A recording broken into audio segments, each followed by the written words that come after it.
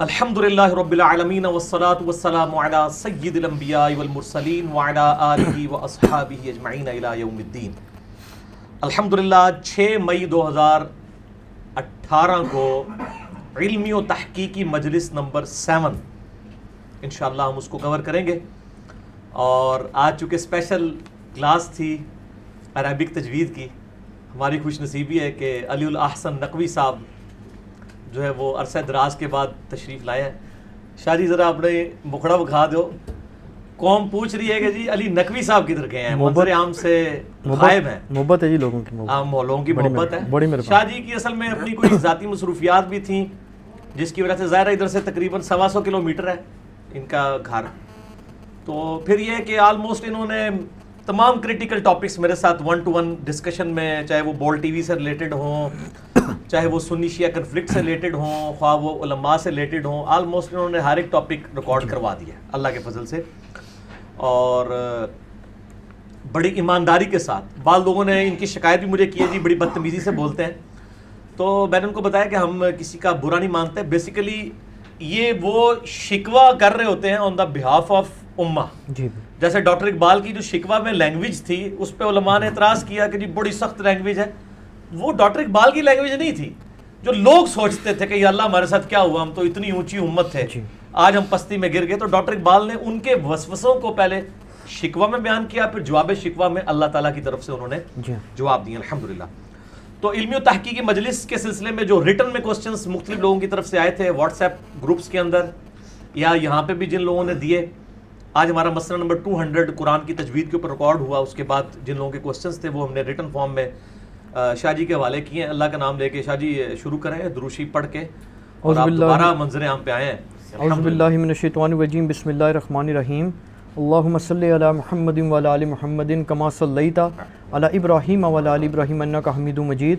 اللہم بارک علی محمد وعلی آل محمد کما بارکت علی ابراہیم وعلی آل ابراہیم انک حمید مجید۔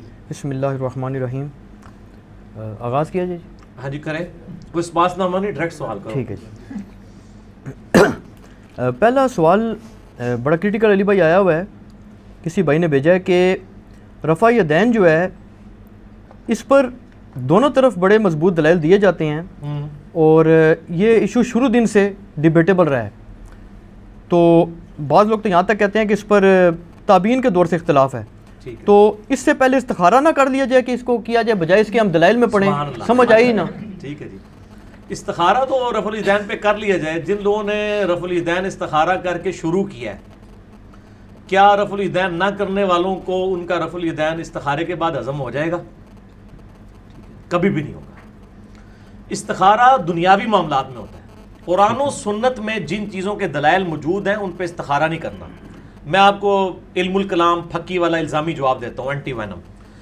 کیا اگر یہ سٹیٹمنٹ دی جائے کہ اس پر استخارہ نہ کر لیا جائے کہ مسلمہ کذاب پیغمبر تھا یا کذاب تھا، نعوذ باللہ من ذالک، تو یہ استخارہ کرنے سے پہلے ہی آپ اسلام سے ہاتھ دھو بیٹھیں گے اپنے، کیونکہ وہ علمی دلائل کے ساتھ۔ اسی طریقے سے غلام احمد قادیانی دجال کے بارے میں کوئی کہ جی میں استخارہ کروں گا، تو استخارے میں تو نہیں یہ چیزیں ہیں، نہ اللہ نے کہا ہے کہ میں نے کوئی چیز دکھا دینی ہے، نہ نبی صلی اللہ علیہ وآلہ وسلم نے دینی دلائل اور براہین کے بارے میں یہ کہا ہے کہ آپ اس کے اوپر استخارہ کرو، ناٹ ایٹ آل۔ یہ دنیاوی معاملات کے اندر استخارہ ہوتا ہے، دین کے بارے میں کتاب و سنت کے روشن اور واضح دلائل لیے جاتے ہیں، ان کی بنیاد کے اوپر فیصلہ ہوتا ہے۔ ہمارے ایک انجینئر یونیورسٹی میں میرے ایک بڑے کلاس فیلو، قریبی دوست، پھر آفس میں بھی وہ اکٹھے ہی ہم کولیگ ہیں، وہ مجھے کہنے لگے، وہ ٹیکسلے کے رہنے والے تھے، وہ کہنے لگے کہ ٹیکسلا میں ایک بھائی تھے تو وہ استخارہ کر کے قادیانی ہو گئے، ان کو یہی اشارہ ملا کہ قادیانیت حق پر ہے۔ تو جو لوگ کہتے ہیں کہ ہم رفع الیدین سے پہلے استخارہ کریں گے، تو کیا ان کو کہا جائے کہ جن لوگوں نے قادیانیت قبول کر لی ہے استخارہ میں اپنے زوم میں ایک پازیٹیو جواب سمجھتے ہوئے، تو ان کے جواب کو مانیں گے؟ وہ کہیں گے نہیں نہیں نہیں، دلائل کے اوپر بات ہونی چاہیے۔ تو بات دلائل پہ، نبی صلی اللہ علیہ وآلہ وسلم نے حجۃ الوداع پہ جو خطبہ دیا ہے المستدرک للحاکم میں صحیح سند کے ساتھ، انٹرنیشنل نمبر کے مطابق کتاب العلم چیپٹر میں 318 نمبر حدیث ہے کہ میں اپنے باتوں میں 2 چیزیں چھوڑ کے جا رہا ہوں، ایک اللہ کی کتاب اور دوسرے اس کے محبوب صلی اللہ علیہ وآلہ وسلم کی سنت۔ اس کو مضبوطی سے پکڑ لینا، کبھی گمراہ نہیں ہوگا۔ تو نبی علیہ السلام نے یہ تو نہیں کہا میرے بعد استخارہ کر لینا کوئی پرابلم ہو، کہا کتاب و سنت، شخصیت بھی نہیں چھوڑی. اور وہ بالکل لاجیکل ہے. نبی علیہ السلام اگر کسی شخصیت کو چھوڑ کے جاتے تو کچھ عرصے بعد اس کا سٹیٹس بھی نبی علیہ السلام والا ہو جاتا، کیونکہ 2 سال کے بعد سیدنا ابوبکر بھی فوت ہو گئے، 10 سال کے بعد تقریباً 12 سال کے بعد سیدنا عمر بھی شہید ہو گئے، اور 25 سال کے بعد سیدنا عثمان بھی شہید، اور 30 سال کے بعد سیدنا علی بھی شہید، خلافت راشدہ ختم. اور آخری صحابی ابو طفیل عامر بن واثلہ رضی اللہ تعالیٰ عنہ 110 ہجری میں فوت ہوئے نبی علیہ السلام کی وفات کے 100 سال کے بعد. 110 ہجری کے بعد روئے ارض پہ کوئی صحابی موجود نہیں تھا. تو اگر نبی صلی اللہ علیہ وآلہ وسلم اپنے اصحاب کو اپنا اس حوالے سے چھوڑ کے جاتے نائب، تو انہوں نے بھی تو فوت ہونا تھا، ان کا سٹیٹس بھی تو وہی تھا. نبی علیہ السلام نے وہ چیز چھوڑی جو قیامت تک رہنی تھی، یعنی کتاب اللہ اور سنت. آپ نے کہیں نہیں فرمایا کہ آپ نے فلاں شخصیت کو پکڑنا ہے. غدیر خم پہ بھی فرمایا قرآن اور اہل بیت، صحیح مسلم میں اوپر تلے 4 حدیثیں ہیں، انٹرنیشنل نمبر کے مطابق 6225 سے 6228 تک. وہاں پہ بھی کہا قرآن کو پکڑو، اس میں ہدایت ہے، اس میں نور ہے، یہ اللہ کی رسی ہے، جو اس کو پکڑے گا ہدایت پہ ہوگا، جو چھوڑ دے گا گمراہ ہو جائے گا. اور دوسرا کا اہل بیت کے بارے میں تمہیں اللہ کا خوف دلاتا ہوں کہ ان کے ساتھ حسن سلوک کرنا. ٹھیک ہے جی. نبی علیہ السلام نے استخاروں کے والے تو نہیں امت کو کیا دین کے معاملات میں. ہاں دنیاوی معاملات میں صحیح بخاری میں حدیث ہے کہ ابن عباس کہتے ہیں کہ نبی علیہ السلام ہمیں دعائے استخارہ اس طرح تعلیم فرماتے تھے جس طرح قرآن کی آیات، کہ ہم اپنے دنیاوی معاملات کے اندر جو ہے اللہ کی طرف رجوع کریں. دینی معاملات میں رجوع کے لیے نہیں، اس کے لیے تو آلریڈی ہمارے پاس روشن دلائل موجود ہے. ورنہ تو ہر شخص کے لیے الگ الگ جو ہے وہ اللہ تعالیٰ نعوذ باللہ پیغمبر بھیجتا، پوری امت کے لیے ایک پیغمبر اور تعلیمات دے دی. اب استخارے کے ذریعے تو لوگ شاہ جی قادیانی بھی ہوئے ہیں، تو کیا آپ ان کی قادیانیت کو صحیح مان لیں گے؟ آپ کہیں گے نہیں، دلائل کے اوپر بات کریں. رفع الیدین کے بارے میں ان کو کیوں اتنی چڑ ہے؟ رفع الیدین پہ میرا ڈیٹیل لیکچر ہے، مسئلہ نمبر 70B. رفع الیدین سے متعلق فرقہ وارانہ نظریات کا تحقیقی جائزہ. ان کے 8 جھوٹے بہانے جو ترتیب سے ہیں کہ جی وفات تک ثابت کریں، خلفائے راشدین سے ثابت کریں، وہ گھوڑوں کی دموں والی حدیث، وہ بت رکھ کے آتے تھے، یہ ساری چیزیں میں نے 8 پوائنٹس کی شکل میں انٹلیکچوئل ترتیب کے ساتھ ایک ایک پوائنٹ کا جواب دیا. آج ہی اگر کوئی چھوڑ دے تو ہوتی ہے کہ نہیں ہوتی؟ ٹھیک ہے نا جی. نہ کرے تو کیا ہوگا؟ گناہ ہے. یہ ساری چیزیں میں نے جواب دی ہیں. اب رہا یہ والا مسئلہ استخارہ والا، تو ہم کہتے ہیں ٹھیک ہے آپ کے استخارے کو تو کسی نے نہیں ماننا، ہم آپ کو جینون چیز اگر دکھا دیں حدیث کی کتابوں سے کہ نبی صلی اللہ علیہ وآلہ وسلم نے خواب میں آ کے رفع الیدین تعلیم فرمایا ہے، شاعری پھر تو مان جانا چاہیے نا. بالکل. وہ خواب کسی بریلوی دیوبندی اہل حدیث شیعہ کے علماء کا نہیں ہے، ہمارے اماموں کی کتابوں میں اماموں کا خواب ہے. کیوں نہیں مانیں گے پھر؟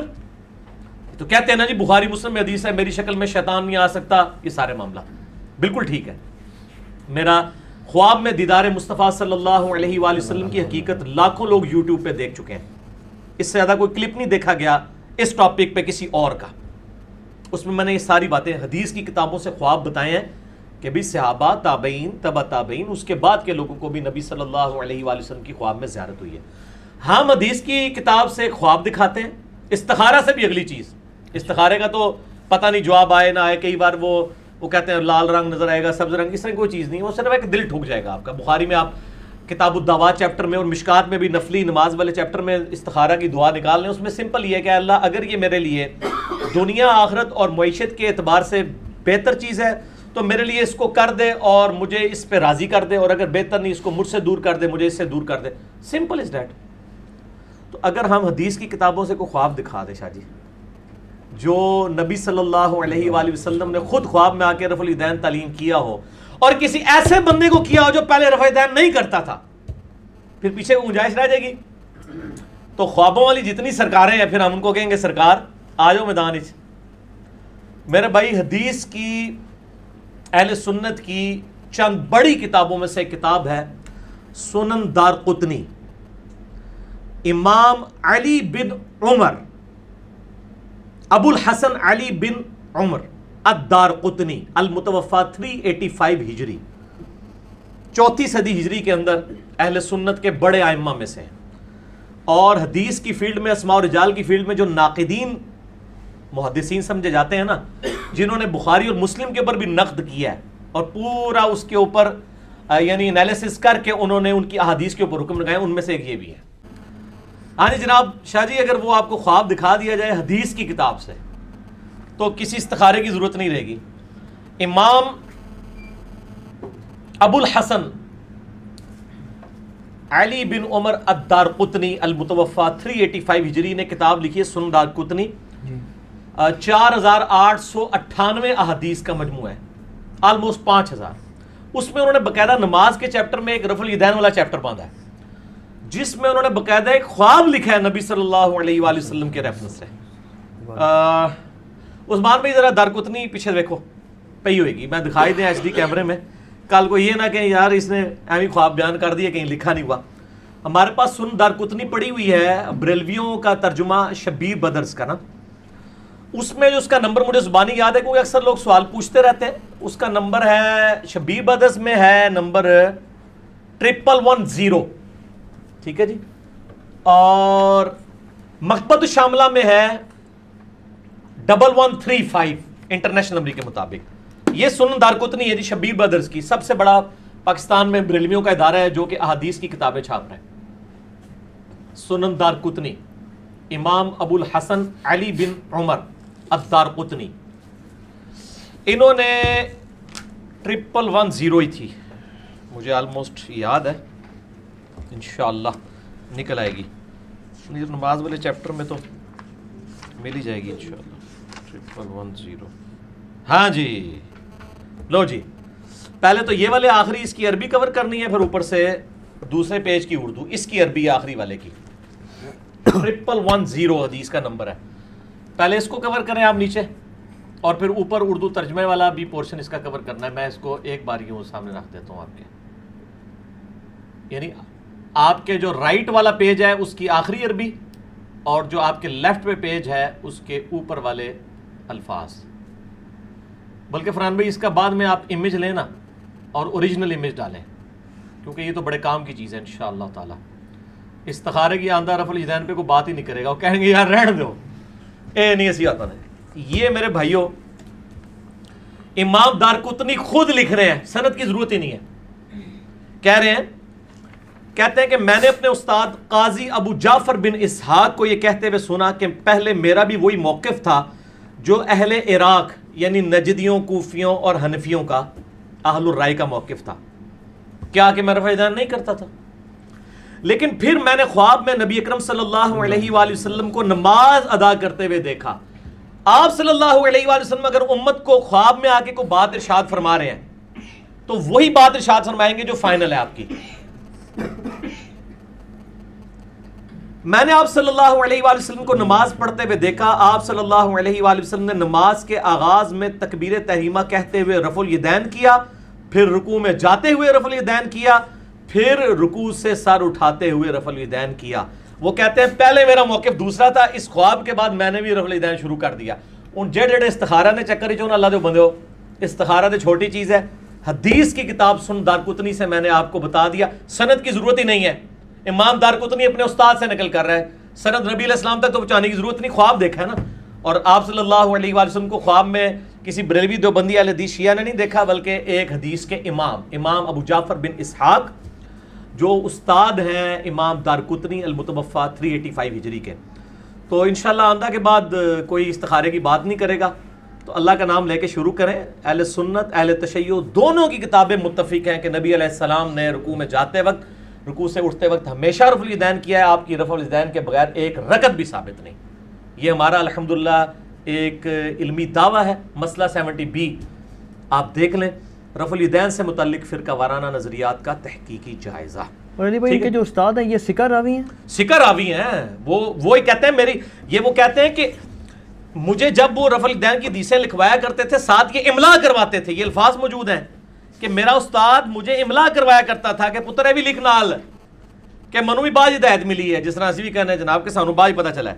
ٹھیک ہے, تو سمعت القاضی ابا جعفر احمد ابن اسحاق یقول واملہ علینا, وہ کہتے تھے اور ہمیں املا کروایا کرتے تھے کہ لکھو رفع الیدین کی حدیثوں کے ساتھ, کہ میں بھی پہلے نہیں کرتا تھا, میں بھی شروع کیتا ہے.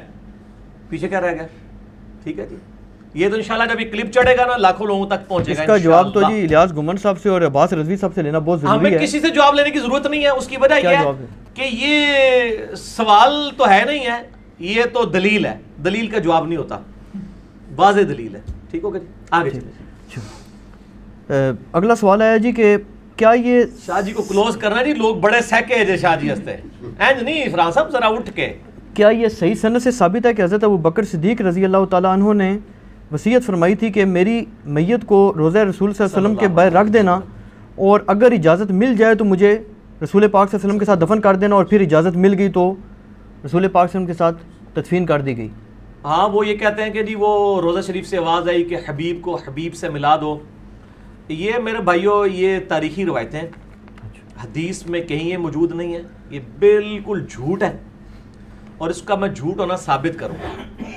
مجھے بتائیں کہ سیدنا ابوبکر صدیق رضی اللہ تعالیٰ عنہ کا یہ جو واقعہ کہتے ہیں اس میں الفاظ موجود ہیں کہ اگر نبی علیہ السلام کے روزہ شریف سے آواز آئی تو مجھے وہیں دفنا دینا, ادروائز مجھے مسلمانوں کے قبرستان میں دفنا دینا. ٹھیک ہے, یعنی سیکنڈ آپشن تو موجود تھا, کوئی ایشو تو نہیں تھا نا. اس سے بڑا ایشو تو ثقیفہ بنی ساعدہ تھا جہاں پہ خلافت کے مسئلے میں اختلاف ہوا ہے. اس میں تو سیدنا ابوبکر صدیق نے نہیں کہا کہ ہم جاتے ہیں اور نبی علیہ السلام سے قبر مبارک میں جا کے فیصلہ کروا لیتے ہیں کہ آپ کا وصی کون ہے.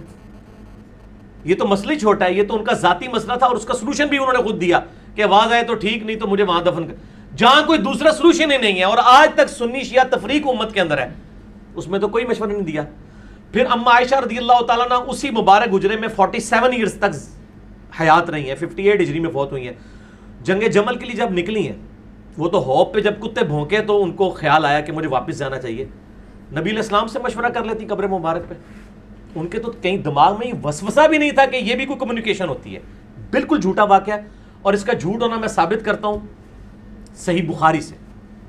صحیح بخاری کے اندر سیدنا عمر کی شہادت کے اوپر جو ڈیٹیلڈ حدیث موجود ہے, کوئی 7-8 صفحوں کی. ہمارا ریسرچ پیپر 5B واقعہ کربلا کا حقیقی پس منظر 72 صحیح الاسناد حدیث کی روشنی میں, اس کے سٹارٹ میں نے وہ حدیث ڈالی ہوئی ہے. سیدنا عمر فاروق رضی اللہ تعالیٰ عنہ کا جب زخم لگے اس کے بعد کچھ دن وہ زندہ رہے.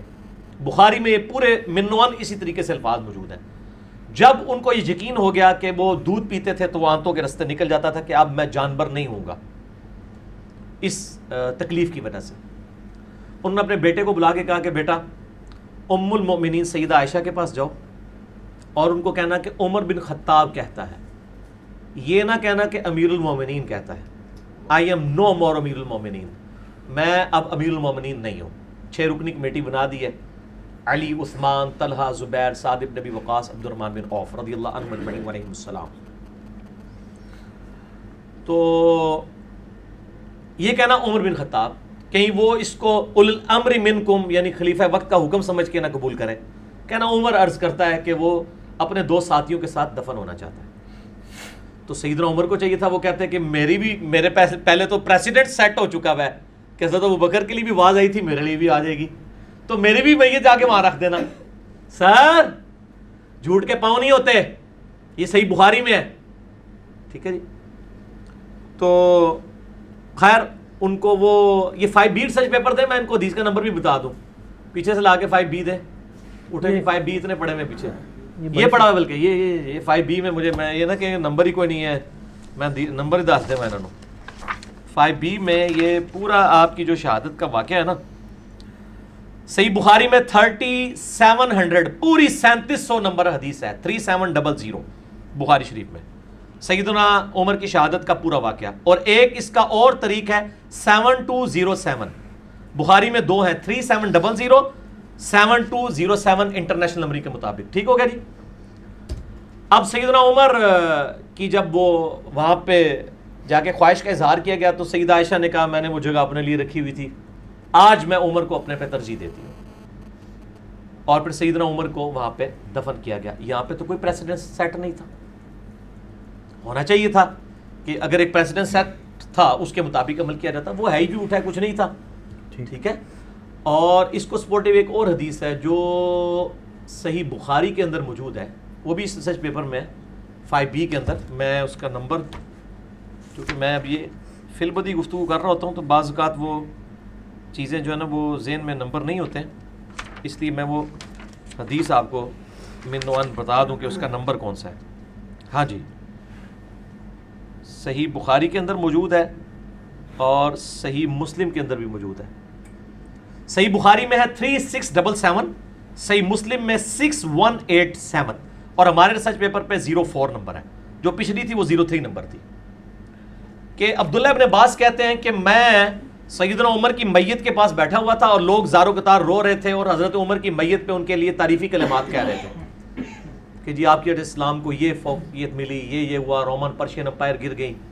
کہتے ہیں اتنے میں ایک شخص میرے پیچھے آیا، اس نے اپنی کونی کا سہارا میرے کندھے پہ لیا اور اس نے مجھے کہا سیدنا عمر کی میت کو مخاطب کر کے کہ اے عمر، مجھے یقین تھا کہ تم اپنے دو ساتھیوں کے ساتھ جا ملو گے، کیونکہ میں نے نبی صلی اللہ علیہ وآلہ وسلم سے اکثر یہ سنا تھا کہ میں ابو بکر اور عمر فلاں جگہ گئے، میں ابو بکر اور عمر نے یہ کیا، میں ابو بکر اور عمر داخل ہوئے، میں ابو بکر اور عمر وہاں سے نکلے علیہم السلام اجمعین. تو مجھے یقین تھا کہ آپ اپنے دو ساتھیوں سے جا ملیں گے، مراد یہ کہ آپ ان کے ساتھ ہی دفن ہوں گے اور فوراً کنزیکٹو بعد اب آپ کو وہاں پہ ایک مقام ملنے والا ہے. تو سیدنا ابن عباس کہتے ہیں میں نے جب مڑ کے دیکھا تو سیدنا علی تھے جو یہ تعریفی کلمات سیدنا عمر کے لیے کہہ رہے تھے رضی اللہ تعالیٰ عنہ علیہ السلام. اور یہ ملتا جلتا خطبہ نہج البلاغہ میں بھی موجود ہے. میرا مسئلہ نمبر ہے 162A، خلافت راشدہ کے 30 سال نہج البلاغہ میں مولا علی علیہ السلام کے 5 خطبات کی روشنی میں یہ خطبہ اس سے ملتا جلتا سیدنا عمر کی شان میں نہج البلاغہ میں بھی اہل تشیع کے ہاں بھی موجود ہے. تو یہاں پہ بھی سیدنا علی نے کیا کیا، میں ابو بکر عمر، نبی علیہ السلام فرماتے تھے. تو اگر ابو بکر کے لیے آواز آ گئی تھی تو عمر کے لیے بھی آنی چاہیے تھی. یہ دوسری میری لاجک ہے کہ نبی علیہ السلام حضرت ابو بکر اور عمر کا نام اکٹھا لیا کرتے تھے، ان کو ایک سٹیٹس پہ فائز کرتے تھے، اور آج بھی ان دونوں کی قبریں نبی علیہ السلام کے پہلو میں الحمدللہ. قیامت الدین بھی ظاہر ہے اکٹھے ہی وہاں سے اٹھائے جائیں گے. تو اگر ایک کے لیے تھا تو دوسرے کو تو اور کانفیڈنس ہونا چاہیے تھا کہ بھئی حضرت ابو بکر کے لیے بھی تھا، میرے لیے بھی آواز آ جائے گی. یا وہ کہہ دیتے کہ جی مجھے پتہ نہیں آواز آتی ہے کہ نہیں آتی ہے، تو میرا تو اما عائشہ سے ہی پوچھ لو. تو جھوٹ کے پاؤں نہیں ہوتے. یہ سب کے سب جھوٹے واقعات ہیں. ٹھیک. اور یہ مطلب حدیث کی کتابوں میں موجود نہیں ہے. یہ خصائص الکبریٰ ایک کتاب ہے، اس کے اندر یعنی نقل کیا گیا ہے. اور ہم تو پہلے ہی کہتے ہیں کہ یہ اس طرح کی کتابوں نے جو ہے نا امت کے عقائد خراب کیے. ٹھیک ہے. اگلا سوال ہے جی، یہ جس نے بھیجا ہے وہ اس نے سنا ہوگا یقیناً کہ جو ہندو قسم کے لوگ ہیں نا یا ملحدین وغیرہ، اچھا، وہ یہ اعتراضات کرتے ہیں کہ یار آپ مسلمان دوسروں کو مشرک کہہ دیتے ہیں، بالخصوص ہندوؤں کو، جبکہ کام آپ کے بھی سارے فزیکلی دیکھنے میں تو ویسے ہی ہیں. مثلا وہ کہتے ہیں جی کہ آپ بھی پتھر کی پوجا کرتے ہو، ہم جب بت پتھر کا بنا کے کہتے ہیں ہم مشرک کہہ دیتے ہو. دوسرا کہتے ہیں کہ جی آپ بھی جاتے ہیں وہاں جا کے اپنے بال وغیرہ منڈوا لیتے ہیں، ٹنڈ کرا لیتے ہیں، اور جب ہم اس میں گنگا پہ جاتے ہیں اور وہاں جا کے بال کٹوا لیتے ہیں، آپ بھی پانی سے نہا لیتے ہیں، ہم بھی نہا لیتے ہیں، تو ہمیں مشرک ہو جاتے ہیں، آپ جناب موحد بن جاتے ہیں. اس میں کیا فرق ہے؟ جی سوال تو ان کا لاجیکل ہے. فرحان بھائی یہ ساتھ ہیڈ فون بھی تھوڑی تھوڑی دیر بعد لگاتے رہیں جب آپ ادھر ادھر کرتے ہیں کہ یہ آواز مس نہ ہو جائے. ٹھیک ہو گیا. یہ لاجیکلی تو سوال ان کا بالکل صحیح ہے. اب ہم اس کو ایڈریس کرتے ہیں لاجیکلی. پہلی بات یہ ہے کہ ان کا یہ کہنا کہ ہم بتوں کے آگے جھکتے ہیں اور آپ خانہ کعبہ کے آگے جھکتے ہیں. دنیا میں کسی ایک مسلمان کا بھی عقیدہ ہے کہ خانہ کعبہ ہمارا معبود ہے؟ نہیں. کعبے کی تو کوئی حیثیت ہی نہیں ہے. صحیح بخاری کے اندر حدیث موجود ہے، سیدنا ابو بکر صدیق رضی اللہ تعالیٰ عنہ علیہ السلام نے نبی علیہ السلام کی وفات والا چیپٹر کتاب المغازی میں نکالے. نبی علیہ السلام کی میت مبارک کے اوپر جو خطبہ دی ہے اس میں کیا الفاظ ہیں؟ من کان یعبد محمدا فإن محمد قد مات. جو کوئی محمد صلی اللہ علیہ وآلہ وسلم کی عبادت کرتا تھا وہ جان لے کہ محمد صلی اللہ علیہ وآلہ وسلم فوت ہو چکے. من کان یعبد اللہ فإن اللہ حی لا یموت. اور جو کوئی اللہ کی عبادت کرتا ہے وہ جان لے کہ اللہ تعالیٰ زندہ ہے، اسے کبھی موت نہیں آئے گی. شاہ جی کیا نبی علیہ السلام کی کوئی عبادت کرتا تھا اس زمانے میں؟ نہیں کرتا. تو سیدنا ابو بکر نے یہ فرضی خطبہ کیوں دیا ہے؟ توحید کو اسٹیبلش کرنے کے لیے، کیونکہ اس سے پہلے ایک بہت بڑا واقعہ ہو چکا ہوا تھا جو آج تک ہم بھگت رہے ہیں کہ آج دنیا میں 2.25 ارب انسانوں نے حضرت عیسیٰ علیہ السلام کے نام کے اوپر شرک کھڑا کیا ہوا ہے. تو حضرت عیسیٰ علیہ السلام کے نام پہ ان کا قصور نہیں ہے. کہیں ایسا نہ ہو کہ عیسیٰ علیہ السلام کے بعد نبی علیہ السلام کی امت بھی ان کے ساتھ وہی کام نہ شروع کر دے. جو صحیح بخاری میں حدیث ہے، دیکھنا میری شان کو اس طرح بلند نہ کرنا جیسے عیسائیوں نے حضرت عیسیٰ علیہ السلام کو ڈیوینٹی میں کلیم کر دیا. میں اللہ کا بندہ اور اس کا رسول ہوں، مجھے اللہ کا بندہ اور اس کا رسول کہنا. نبی علیہ السلام اپنی امت کو سمجھا رہے تھے اور سیدنا ابو بکر نے تو حق ادا کر دیا. یعنی ایک فرضی بات کر دی کہ اگر کوئی کرتا تھا جان لے، اب چھوڑ دے کہ نبی علیہ السلام فوت ہو چکے ہیں. جو فوت ہو جائے، جسے موت آ جائے، اس کی عبادت نہیں ہو سکتی. اللہ زندہ ہے، اس کو موت نہیں آئے گی. تو نبی علیہ السلام کے بارے میں ڈیوینٹی نہیں کلیم کی امت نے. رہا کعبہ، تو مسند احمد میں صحیح سند کے ساتھ حدیث موجود ہے کہ نبی علیہ السلام نے خانہ کعبے کو مخاطب کر کے کہا کہ اے کعبۃ اللہ، تیری بڑی عزت ہے، لیکن اللہ کے نزدیک ایک مسلمان کا دل دکھانا اس سے زیادہ بڑا جرم ہے کہ کوئی شخص کعبے کی اینٹ سے اینٹ بجا دے. وہ چھوٹا جرم ہے. یعنی نبی علیہ السلام کہہ رہے ہیں کہ کعبے کو توڑ دینا، تباہ و برباد کر دینا، یہ چھوٹا جرم ہے، مسلمان کا دل دکھانا بڑا جرم ہے. کیا کوئی ہندو یہ سٹیٹمنٹ دے گا کہ ہمارے بتوں کو توڑنا یہ چھوٹا جرم ہے اور ہندو کا دل دکھانا بڑا ہے؟ وہ تو اس کو معبود کے بت مان رہے ہیں. تو اگر مسلمانوں کو یہ تعلیم دی جاتی، پھر ہر سال 2 دفعہ غلاف کعبہ چینج ہوتا ہے. میرا ایک دفعہ محرم میں ہوتا ہے اور ایک دفعہ رمضان شریف میں، اور وہ خانہ کعبے کے اوپر چڑھے ہوئے ہوتے ہیں غلاف کعبہ چینج کرنے والے لوگ. ٹھیک ہے جی. تو کیا ہندو اپنے بتوں کے اوپر چڑھیں گے، ان کو اپنے پاؤں کے نیچے رون دیں گے؟ مسلمان تو روند رہے ہوتے ہیں. یہی پوری دنیا کو میسج دے رہے ہوتے ہیں کہ یہ ہمارا معبود نہیں ہے، یہ بھی پتھر ہے. پھر بخاری اور مسلم میں حدیث ہے، سیدنا عمر نے کعبے کی تو چلے، کعبہ تو حجاج ابن یوسف نے بنایا ہوا ہے نا، پتھر تو حجاج ابن یوسف کے ہیں جو آخری تعمیر ہوئی ہے. خانہ کعبے میں صرف ایک پتھر ہے جو متبرک ہے، آسمان سے اتارا گیا یاقوت ہے، جو جامعہ ترمذی میں حدیث ہے، وہ ہے حجر اسود. جی. باقی سارے دنیا کے پتھر ہیں، وہ جنت کا پتھر ہے. اسی لیے چومنا بھی صرف اس کو ہوتا ہے اور کسی پتھر کو چومنا نہیں ہوتا.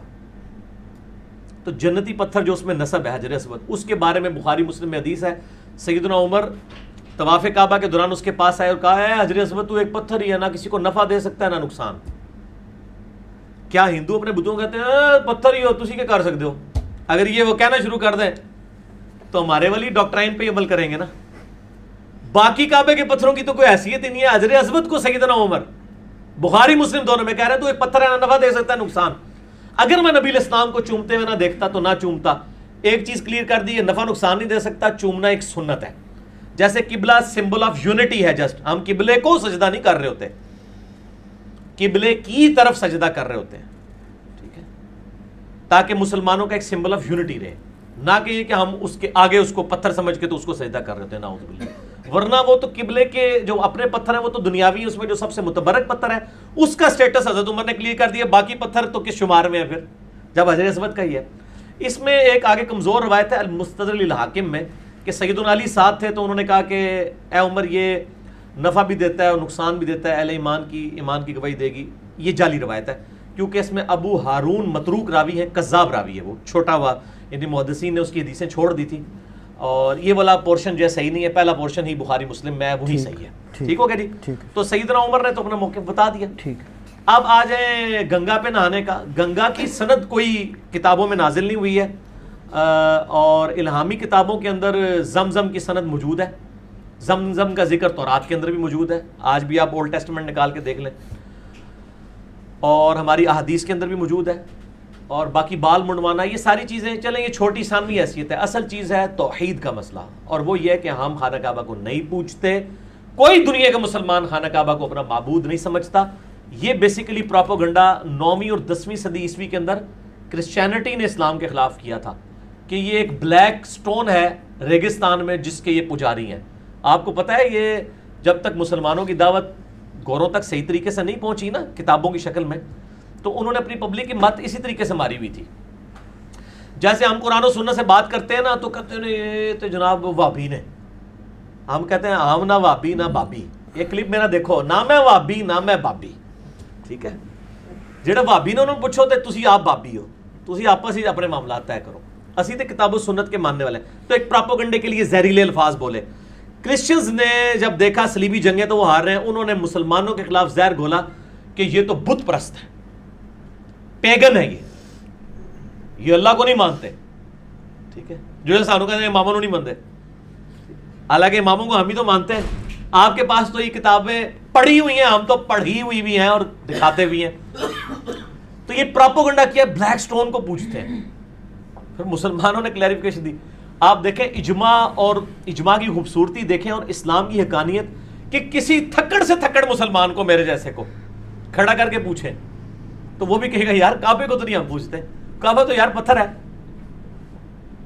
اور کعبے کی ڈائریکشن بھی صرف فرض نماز میں, نفلی عبادت میں نبی علیہ السلام نے کعبے کی ڈائریکشن کا بھی اہتمام نہیں کیا, جس طرف سواری موڑ رہی تھی اس طرف کیا. حضرت بلال کو خانہ کعبے کے چھت کے اوپر چڑھا کے جو ہے وہ اذان دلوائی. مسند احمد میں آتا ہے مولا علی علیہ السلام کو اپنے کندھوں پہ سوار کر کے کعبے کے اوپر چڑھایا اور بتوں کو توڑوایا. ورنہ تو مطلب ایک منجنیک رکھی جاتی, اس سے بندہ لٹکایا جاتا, کدھر پیر نہیں لگ جان کعبے ہوتے, بے رکتی ہو جائے گی. اور پریکٹیکلی مسلمانوں نے نعوذ باللہ جو کچھ کعبے کے ساتھ کیا ہے, یزید نے اور حجاج ابن یوسف نے, اس نے تو رہی سے ہی کسر بھی نکال دی. اب بھی کسی کو یقین نہیں آتا. گو وہ ایک نیگیٹو کام تھا, لیکن میں یہ بتانا چاہ رہا ہوں کہ وہ انہوں نے اس چیز کی پرواہ نہیں کی ہے. ٹھیک, تو یہ ان کا موقف بالکل باطل ہے. ٹھیک ہے.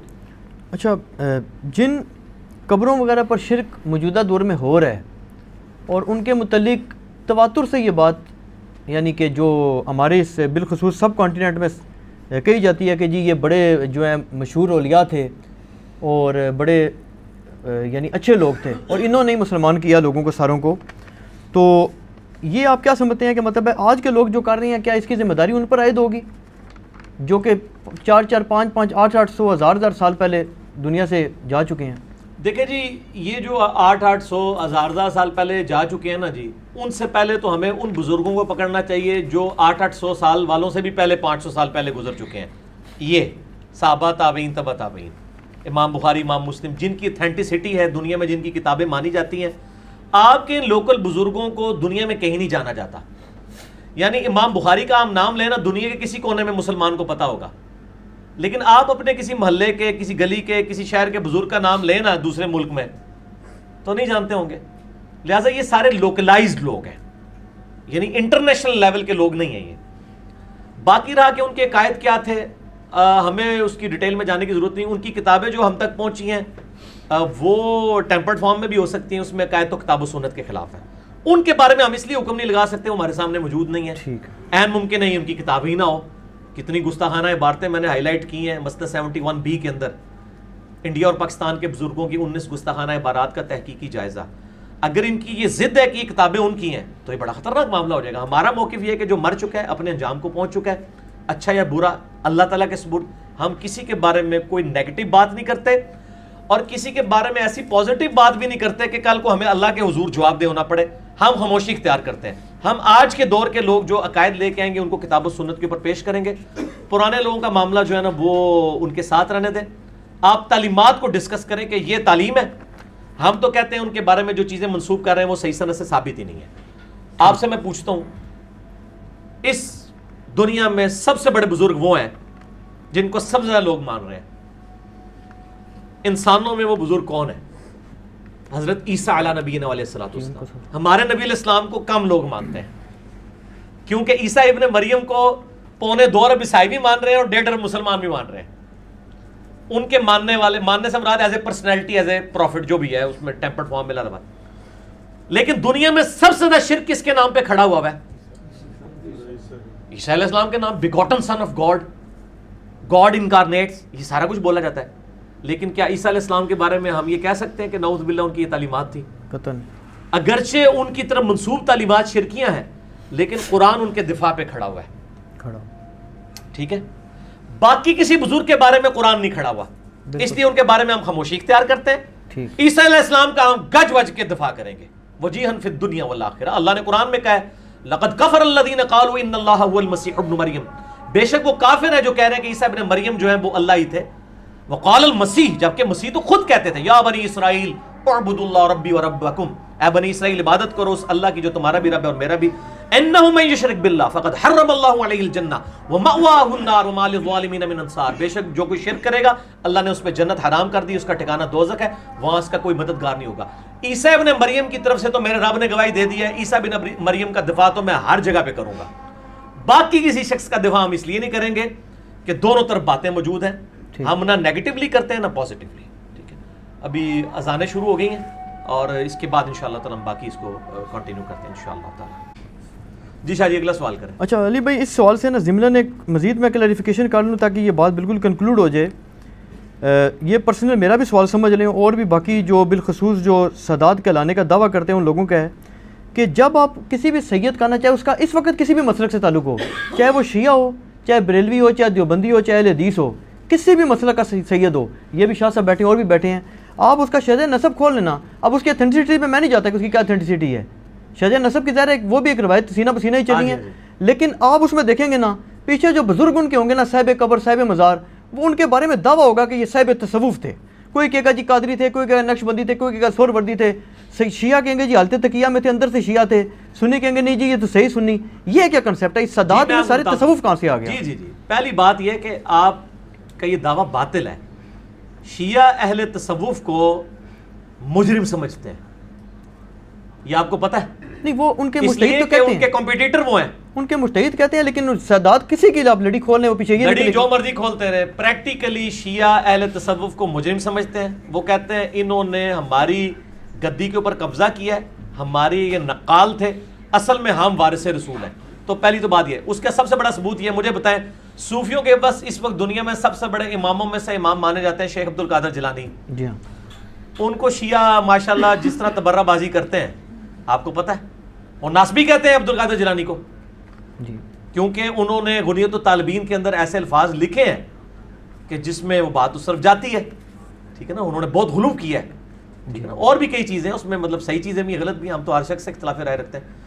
تو صوفیوں کے سب سے بڑے امام کو تو شیعہ سرے سے نہیں مانتے عبد القادر جیلانی کو رحمہ اللہ تعالی. تو باقیوں کو تو آپ چھوڑ دیں. تو باقی یہ شجرے وغیرہ چھوڑ دیں. میرے ساتھ ایک کلاس فیلو تھا، وہ قادیانی تھا، وہ یعنی اس کے نام میں بھی سید آتا تھا، ہے وہ سید تھا. تو اس کا جواب میں وہی دوں گا جو یہ آوازیں کہاں سے آ رہی ہیں مجھے پیچھے سے، بند کریں جی آوازیں. ہاں جی، کہ حضرت نوح علیہ السلام کا بیٹا، اللہ تعالیٰ نے فرمایا یہ تیرا بیٹا ہی نہیں ہے کیونکہ تیری تعلیمات کے اوپر نہیں ہے. تو آپ پیچھے نہ جائیں. یہ کہتے ہیں پیچھے جاؤ، میں کہنا بہت پیچھے جایا کرو.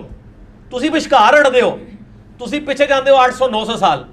ہم کہتے ہیں پورے 1400 سال پیچھے جاؤ، مولا علی حسن حسین تک جاؤ اور دکھاؤ حدیث کی کتابوں سے کہ مولا علی کس قبر سے مانگتے تھے اور مولا حسین کس صوفی سلسلے کے تھے.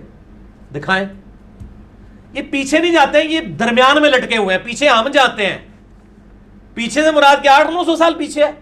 پیچھے سے جہاں سے بات سٹارٹ ہوئی ہے. ہم تو کہتے ہیں 300 سال کے بعد پولوشن آ گئی ہے. بخاری مسلم حدیث ہے سب سے بہتر زمانہ میرا، پھر صحابہ کا، پھر تابعین کا، پھر تبع تابعین کا، اس کے بعد جھوٹے لوگ پیدا ہوں گے. یہی تو ہمارا مقدمہ ہے. ہمارا یہ پورا چیخو پکار کا مقدمہ ہی اس کے اوپر ہے کہ جو 1000 سال پیچھے، آپ 1100 سال پیچھے جاتے ہیں، وہیں تو خرابی شروع ہوئی ہے. ہم کہتے ہیں تھوڑا جاؤ اور پیچھے جاؤ، وشکار نہ اڑو، پورا پیچھے جاؤ، ادھا پیچھے نہ جاؤ. مزہ آیا جی نا؟ پورا پیچھے، اسی پیچھے جانے ہیں، تسی ادھے پیچھے جانے ہو، پورا پیچھے ٹر جانے ہیں. یہ تو کام سٹارٹ ہویا سی. ٹھیک ہو گیا؟ ٹھیک ہے.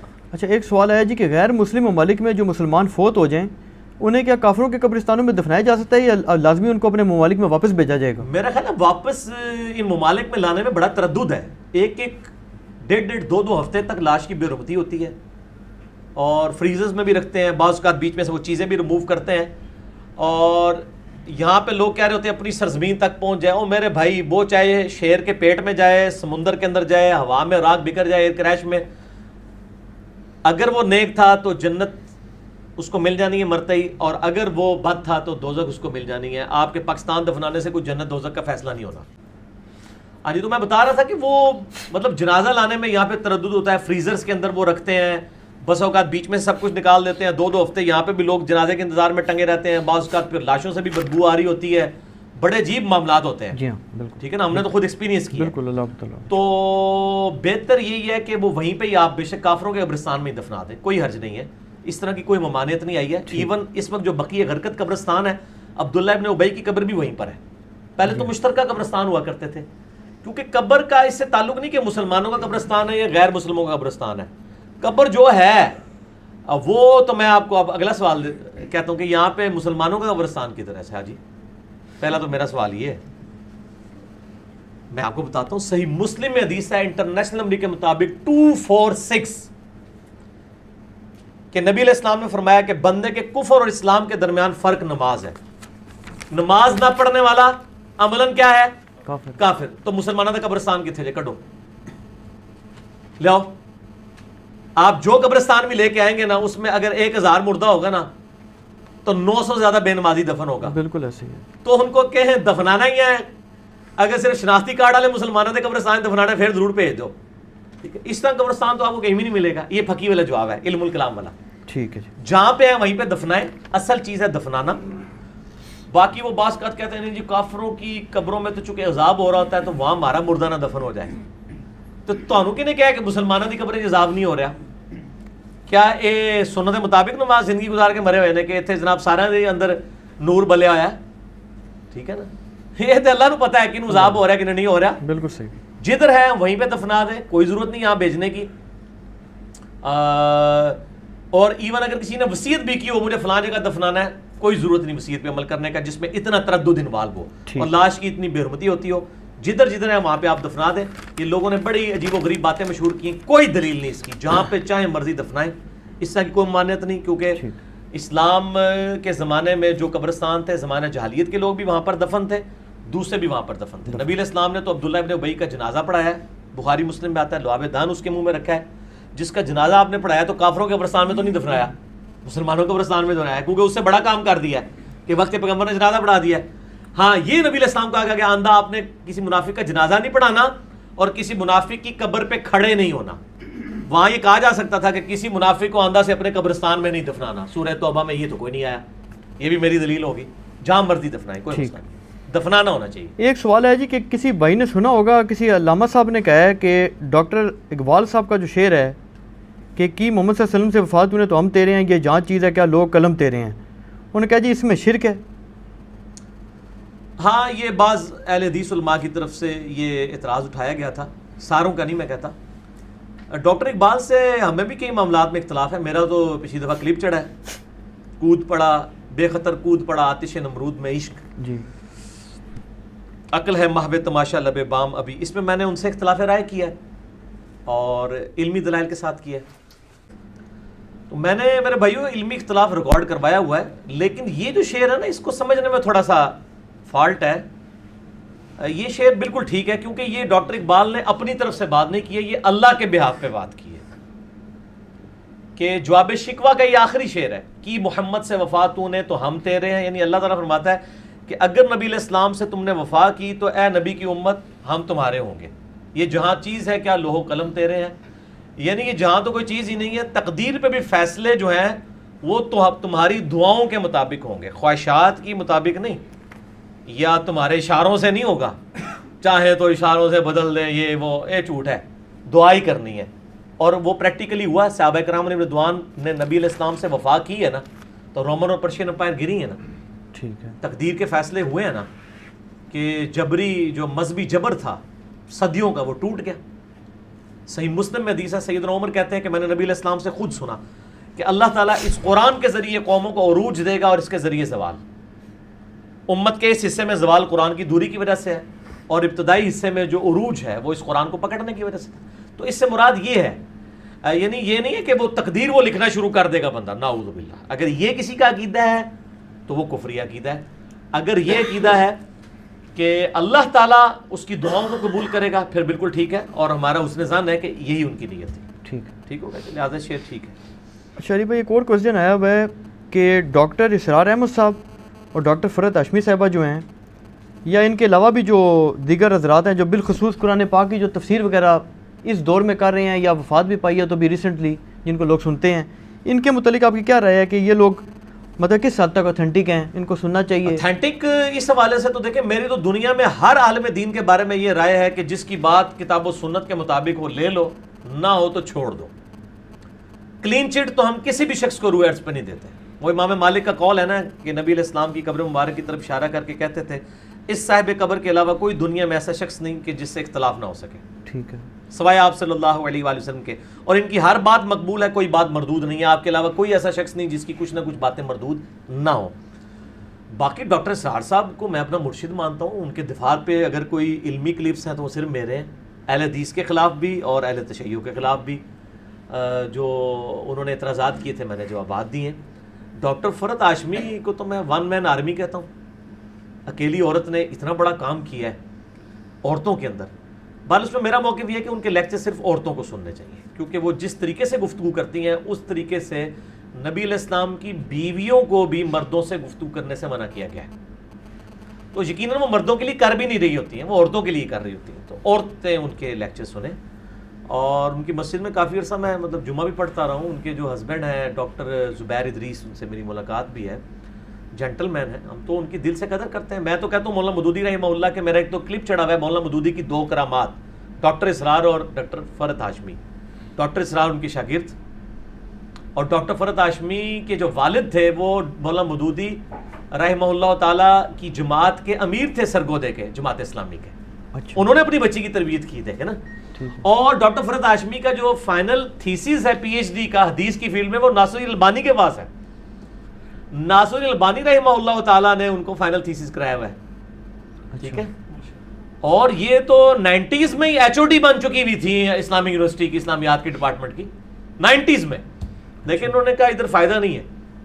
پھر انہوں نے لہٰذا اپنا سیٹ اپ بنا کے پوری دنیا تک قرآن کی آواز پہنچائیے, اور میں تو دل سے ان کی قدر کرتا ہوں. اور ان کے علاوہ کن کو سمجھتے ہیں آپ جو کوئی تفسیر وغیرہ اچھی بیان کر رہے ہیں اس دور میں؟ میرا خیال ہے یہ 2 بہتر ہیں, اور عربی لنگوسٹک کے پوائنٹ آف ویو سے آپ ڈاکٹر فرحت ہاشمی کو سن لیں. اچھا, اور قرآن کی جو انقلابی دعوت ہے وہ صرف ڈاکٹر اسرار صاحب نے پریزنٹ کی ہے. اور کتابی شکل میں مولانا مودودی کی تفہیم القرآن, اور غامدی صاحب کے جو استاد ہیں امین احسن اصلاحی صاحب, ان کی تدبر القرآن جو ڈاکٹر اسرار صاحب کے بھی استاد ہیں. تو ڈاکٹر اسرار صاحب کی بیان القرآن جو ہے نا جی, وہ ڈاکٹر فرحت ہاشمی کی جو تفسیر ہے اس سے بہت بہتر ہے, کیونکہ قرآن کی انقلابی دعوت آپ کو نظر آتی ہے. ڈاکٹر فرحت ہاشمی نے تو لنگوسٹک کے اوپر زیادہ زور دے کے تو وہ سمجھانے کی کوشش کی ہے, لیکن قرآن کی جو انقلابی دعوت ہے وہ جس طرح ڈاکٹر اسرار نے پریزنٹ کی ہے وہ کسی نے بھی نہیں کی. میں تو ان دونوں کو مولانا مودودی رحمہ اللہ تعالیٰ کی زندہ کرامتیں سمجھتا ہوں. میرا یوٹیوب پہ کلپ ہزاروں لوگ دیکھ چکے ہیں, ڈاکٹر اسرار اور ڈاکٹر فرحت ہاشمی مولانا مودودی کی 2 کرامات. تو میں ان کو یہ زندہ کرامات مانتا ہوں. ٹھیک ہے. اچھا, اگلا سوال ہے جی کہ حضرت امیر معاویہ رضی اللہ عنہ جو ہیں یہ کاتب وحی تھے, اور یہ ثابت ہے چیز, تو اس پہ آپ نے جو موقف دیا ہے اس پہ کوئی اعتراض کیا ہے کسی بھائی نے؟ کوئی وضاحت نہیں ہوئی کہ کیا مطلب پوچھنا چاہ رہے ہیں. لیکن میرا موقف تو واضح ہے. ہم یہ کہتے ہیں کہ وہ کاتب وحی تھے, لیکن کچھ اور بھی تھا ساتھ. وہ کیا تھا؟ وہ یوٹیوب پہ آپ جا کے میرا کلپ لکھیں, رپلائی ٹو ڈاکٹر اسرار رحمہ اللہ تعالیٰ آن کیا حضرت معاویہ رضی اللہ تعالیٰ عنہ کاتب وحی تھے. میرا تو کلپ سالوں پہلے چڑھ چکا ہے, کاتب وحی تھے. لیکن صرف یہ نہیں تھا, کچھ اور بھی اس کے ساتھ اٹیچ تھا کہ وہ کاتب وحی کس طرح بھرتی ہوئے اور پھر کیا معاملات ہوئے. وہ آپ میرا کلپ لاکھوں لوگ دیکھ چکے ہیں, وہ آپ دیکھیں. تو کاتب وحی سے تو کسی کا بھی انکار نہیں ہے. یہ مطلب جب ہم رفع الیدین کے اوپر بات کرتے ہیں تو ہمیں حنفی بھائی جو ہے نا وہ عبداللہ ابن مسعود کے فضائل سنانا شروع کر دیتے ہیں. بھئی عبداللہ ابن مسعود کے فضائل سے کسے انکار ہے؟ ہم کہہ رہے ہیں کہ رفع الیدین عبداللہ ابن مسعود سے ترک رفع الیدین ثابت نہیں, وہ روایت کمزور ہے. تو اس طریقے سے کاتب وحی سے تو ہمیں انکار ہی نہیں ہے. ہمارا ایشو کچھ اور ہے جو ہماری ویڈیو میں ریکارڈڈ ہے, اور میرا ریسرچ پیپر واقعہ کربلا کا حقیقی پس منظر 72 صحیح الاسناد حدیث کی روشنی میں, جس میں 200 روایتیں اکثر بخاری اور مسلم سے, اس میں ہمارا موقف کاتب وحی کا میں نے ریٹن میں دیا ہوا ہے کہ کاتب وحی تھے, لیکن اور بھی بہت کچھ تھا ساتھ. ٹھیک ہوگا جی. اچھا بھائی, اب تو یہ تھوڑے سے سمپلیفائڈ قسم کے کوسچن آ گئے ہیں جن پہ شاید اتنی تفصیل بھی نہ چاہیے ہو میرے خیال میں. ایک تو پہلا ہے جی کہ بلکہ اس میں ایک کوسچن تو ایسے جو کل ہی مجھے بھی کسی نے فون کیا تھا, موبائل سم پر جو لون لیا جاتا ہے اس میں جو پیسے وغیرہ لیے جاتے ہیں, ٹیکس بھی کاٹا جاتا ہے, کچھ کٹوتی وغیرہ اور بھی ہوتی ہے, کیا یہ سود ہے یا نہیں؟ یہ بڑا مشکل سوال ہے جی. اگر تو یہ سروسز کے اگینسٹ وہ پیسے لے رہے ہیں نا آپ سے ایکسٹرا, تو پھر تو سود کوئی نہیں ہے. اچھا جی. اور اگر آپ کو یہ وہ پینلٹی ڈال رہے ہیں ادھار لینے کی, پھر سود ہے. اب یہ کمپنی خود فیصلہ کرے گی. ٹھیک ہے. جس طرح کہ اے ٹی ایم کارڈ کے بھی ہم چارجز دیتے ہیں, ٹھیک ہے نا, تو یہ فیصلہ اس نیت کے اوپر ہوگا کہ جس نیت کے اوپر انہوں نے معاملات کو لانچ کیا ہوا ہے. باقی ہم آپ کو یہ مشورہ دیں گے جو مولا حسن علیہ السلام نے کہا, جامعہ ترمذی میں حدیث ہے کہ میں نے نبی علیہ السلام سے یہ بات سنی تھی کہ حسن جو چیز تجھے شک میں ڈال دے اس سے پیچھے ہٹ جا. تو اتنی کون سی تکلیف ہے کہ آپ ادھار منگوا لیں. وہ کہتے ہیں بہت کیٹاسٹرافک کنڈیشن ہو جاتی ہے, تو اس میں تو بھائی خنزیر کھانا بھی جواز کی حد تک ایز اے لاسٹ ریزارٹ جائز ہو جاتا ہے, حلال نہیں جائز, کہ اس کے اوپر گرفت نہ ہو. تو وہ پھر اگر کوئی ایسی زندگی موت کی کشمکش بن گئی ہے کہ آپ کو کسی نے گھیر لیا اور آپ نے ادھار منگوا کے ہی بات کرنی ہے, تو پھر تو ٹھیک ہے. نہیں, وہ جو گھیرے گا کوئی ضرورت نہیں ہے, ابھی خام کم جو گھیرے گا وہ پھر ادھار بھی نہیں منگانے دے گا. ہاں, ادھار بھی لینے دے گا, صحیح گل ہے. اچھا, اس کے بعد اگلا سوال آ گیا جی انشورنس کا. یہ بڑا کرٹیکل کوسچن ہے کیونکہ اس میں بعض لوگ پھر یہ اعتراض کرتے ہیں, یعنی اسلام پر بھی بعض اوقات اعتراض تک پہنچ جاتے ہیں لوگ کہ یار یہ ایک شخص کی مر جاتا ہے, اس کے پیچھے بیوی بچے تباہ برباد ہو جائیں, تو اس میں آخر کیا اسلام کو اعتراض ہے انشورنس میں؟ اور اس میں بھی اب ایک اسلامک انشورنس بھی آ گئی ہے، تکافل جسے کہتے ہیں. تو کیا اس کو مطلب ہے اسلام کو اس پہ اعتراض ہے یا نہیں؟ نہیں، اسلام کو انشورنس پہ تو کوئی اختلاف نہیں ہے. میں نے تو بار بار یہ چیز ڈسکس کی ہے کہ ہمیں اختلاف ہے انشورنس کمپنیوں کا جو کاروبار کا طریقہ ہے وہ سودی ہے. اگر ان کا کاروبار کا طریقہ سودی نہ ہو اور وہ انشورنس کریں تو انشورنس سے بڑی نیکی کوئی نہیں. ہمارے آفس کے اندر جو ہے وہ ہزاروں کی تعداد میں ڈرائیورز ہیں، کسی نہ کسی سے ایکسیڈنٹ ہو ہی جاتا ہے. تو ڈرائیورز نے آپس میں مل کے ایک چھوٹا سا تکافل بنایا ہوا ہے کہ وہ ہر مہینے 50 روپے اس فنڈ میں دیتے ہیں. اور ہمارے آفس کی پالیسی ہے کہ اگر ایکسیڈنٹ ہو گیا نا ٹھیک ہے تو ڈرائیور نے اپنی بھی گاڑی ٹھیک کروانی ہے، دوسرے کی بھی، چاہے غلطی کسی کی بھی ہے. اور یہ صحیح ہے کیونکہ میں نے دیکھا ہے سرکاری ڈرائیور عموماً بدماش ہوتے ہیں، بڑی بسوں میں بیٹھے ان کو پرواہ نہیں ہوتی اسی سرکاری ہیں عموماً، بالکل ایسے. باقی بیچارے سہم کے چل رہے ہوتے ہیں. جب ان کے اوپر یہ تلوار لٹکے گی نا کہ ہم نے ٹھیک کروانا ہے تو کافی حد تک سہمیں گے. تو اس طرح کے جب معاملات ہوتے ہیں نا تو وہ پھر وہ جو انہوں نے ایک فنڈ قائم کیا ہے اس میں سے وہ پیسے لے کے تو وہ گاڑی کو ٹھیک کروا دیتے ہیں. وہ مشترکہ فنڈ ہے، انشورنس کی ایک فارم ہے. یہ ہمیں اس سودی معاملات سے ہے. ہم انشورنس کو تو کوئی بھی نہیں غلط کہتا. انشورنس کو غلط اس لیے ڈائریکٹلی وہ کہہ رہے ہوتے ہیں کہ وہ چونکہ سودی کام کے اوپر آپ سے پیسہ لے کے سودی کاموں میں لگاتے ہیں یا حکومت پہ سود کو سودی قرضہ دیتے ہیں، اس سے سود لیتے ہیں، اسی میں سے آپ کو ڈیویڈنڈ دے رہے ہوتے ہیں. اس سے اختلاف ہے، اصل ایشو یہ ہے. ٹھیک. اچھا، ایک بھائی نے تجویز دی ہے جی کہ جو قبر کے اوپر جا کر جو سما کا جو عقیدہ ہے نا، ایک تو یہ دور سے آپ کریں، تو ایک کیا کہ جو قبر پہ کھڑے ہو کے سلام وغیرہ کیا جائے نا، اس پر الگ سے ایک لیکچر تفصیلی ریکارڈ کرایا جائے. ہوا ہے تفصیلی لیکچر ریکارڈ، مسئلہ نمبر 117A اور 117B عذاب قبر کے اوپر. اس میں میں نے یہ اس چیز کو ایڈریس کیا ہے اور ایک الگ سے کلپ ہے، وہ ماشاءاللہ ہزاروں لاکھوں لوگ دیکھ چکے ہیں. کیا مردے بھی بولتے اور سنتے ہیں؟ تو وہ آپ وہ کلپ اسی میں سے 117B مسئلے میں سے نکلا ہوا ہے. اور مسئلہ نمبر 5 حیات النبی صلی اللہ علیہ وآلہ وسلم، اس میں میں نے اس کو ایڈریس کیا ہے کہ جہاں جہاں سننا ثابت ہے ہم مانتے ہیں، جہاں پہ ثابت نہیں ہے دھکے سے ہمیں کو منوا نہیں سکتا.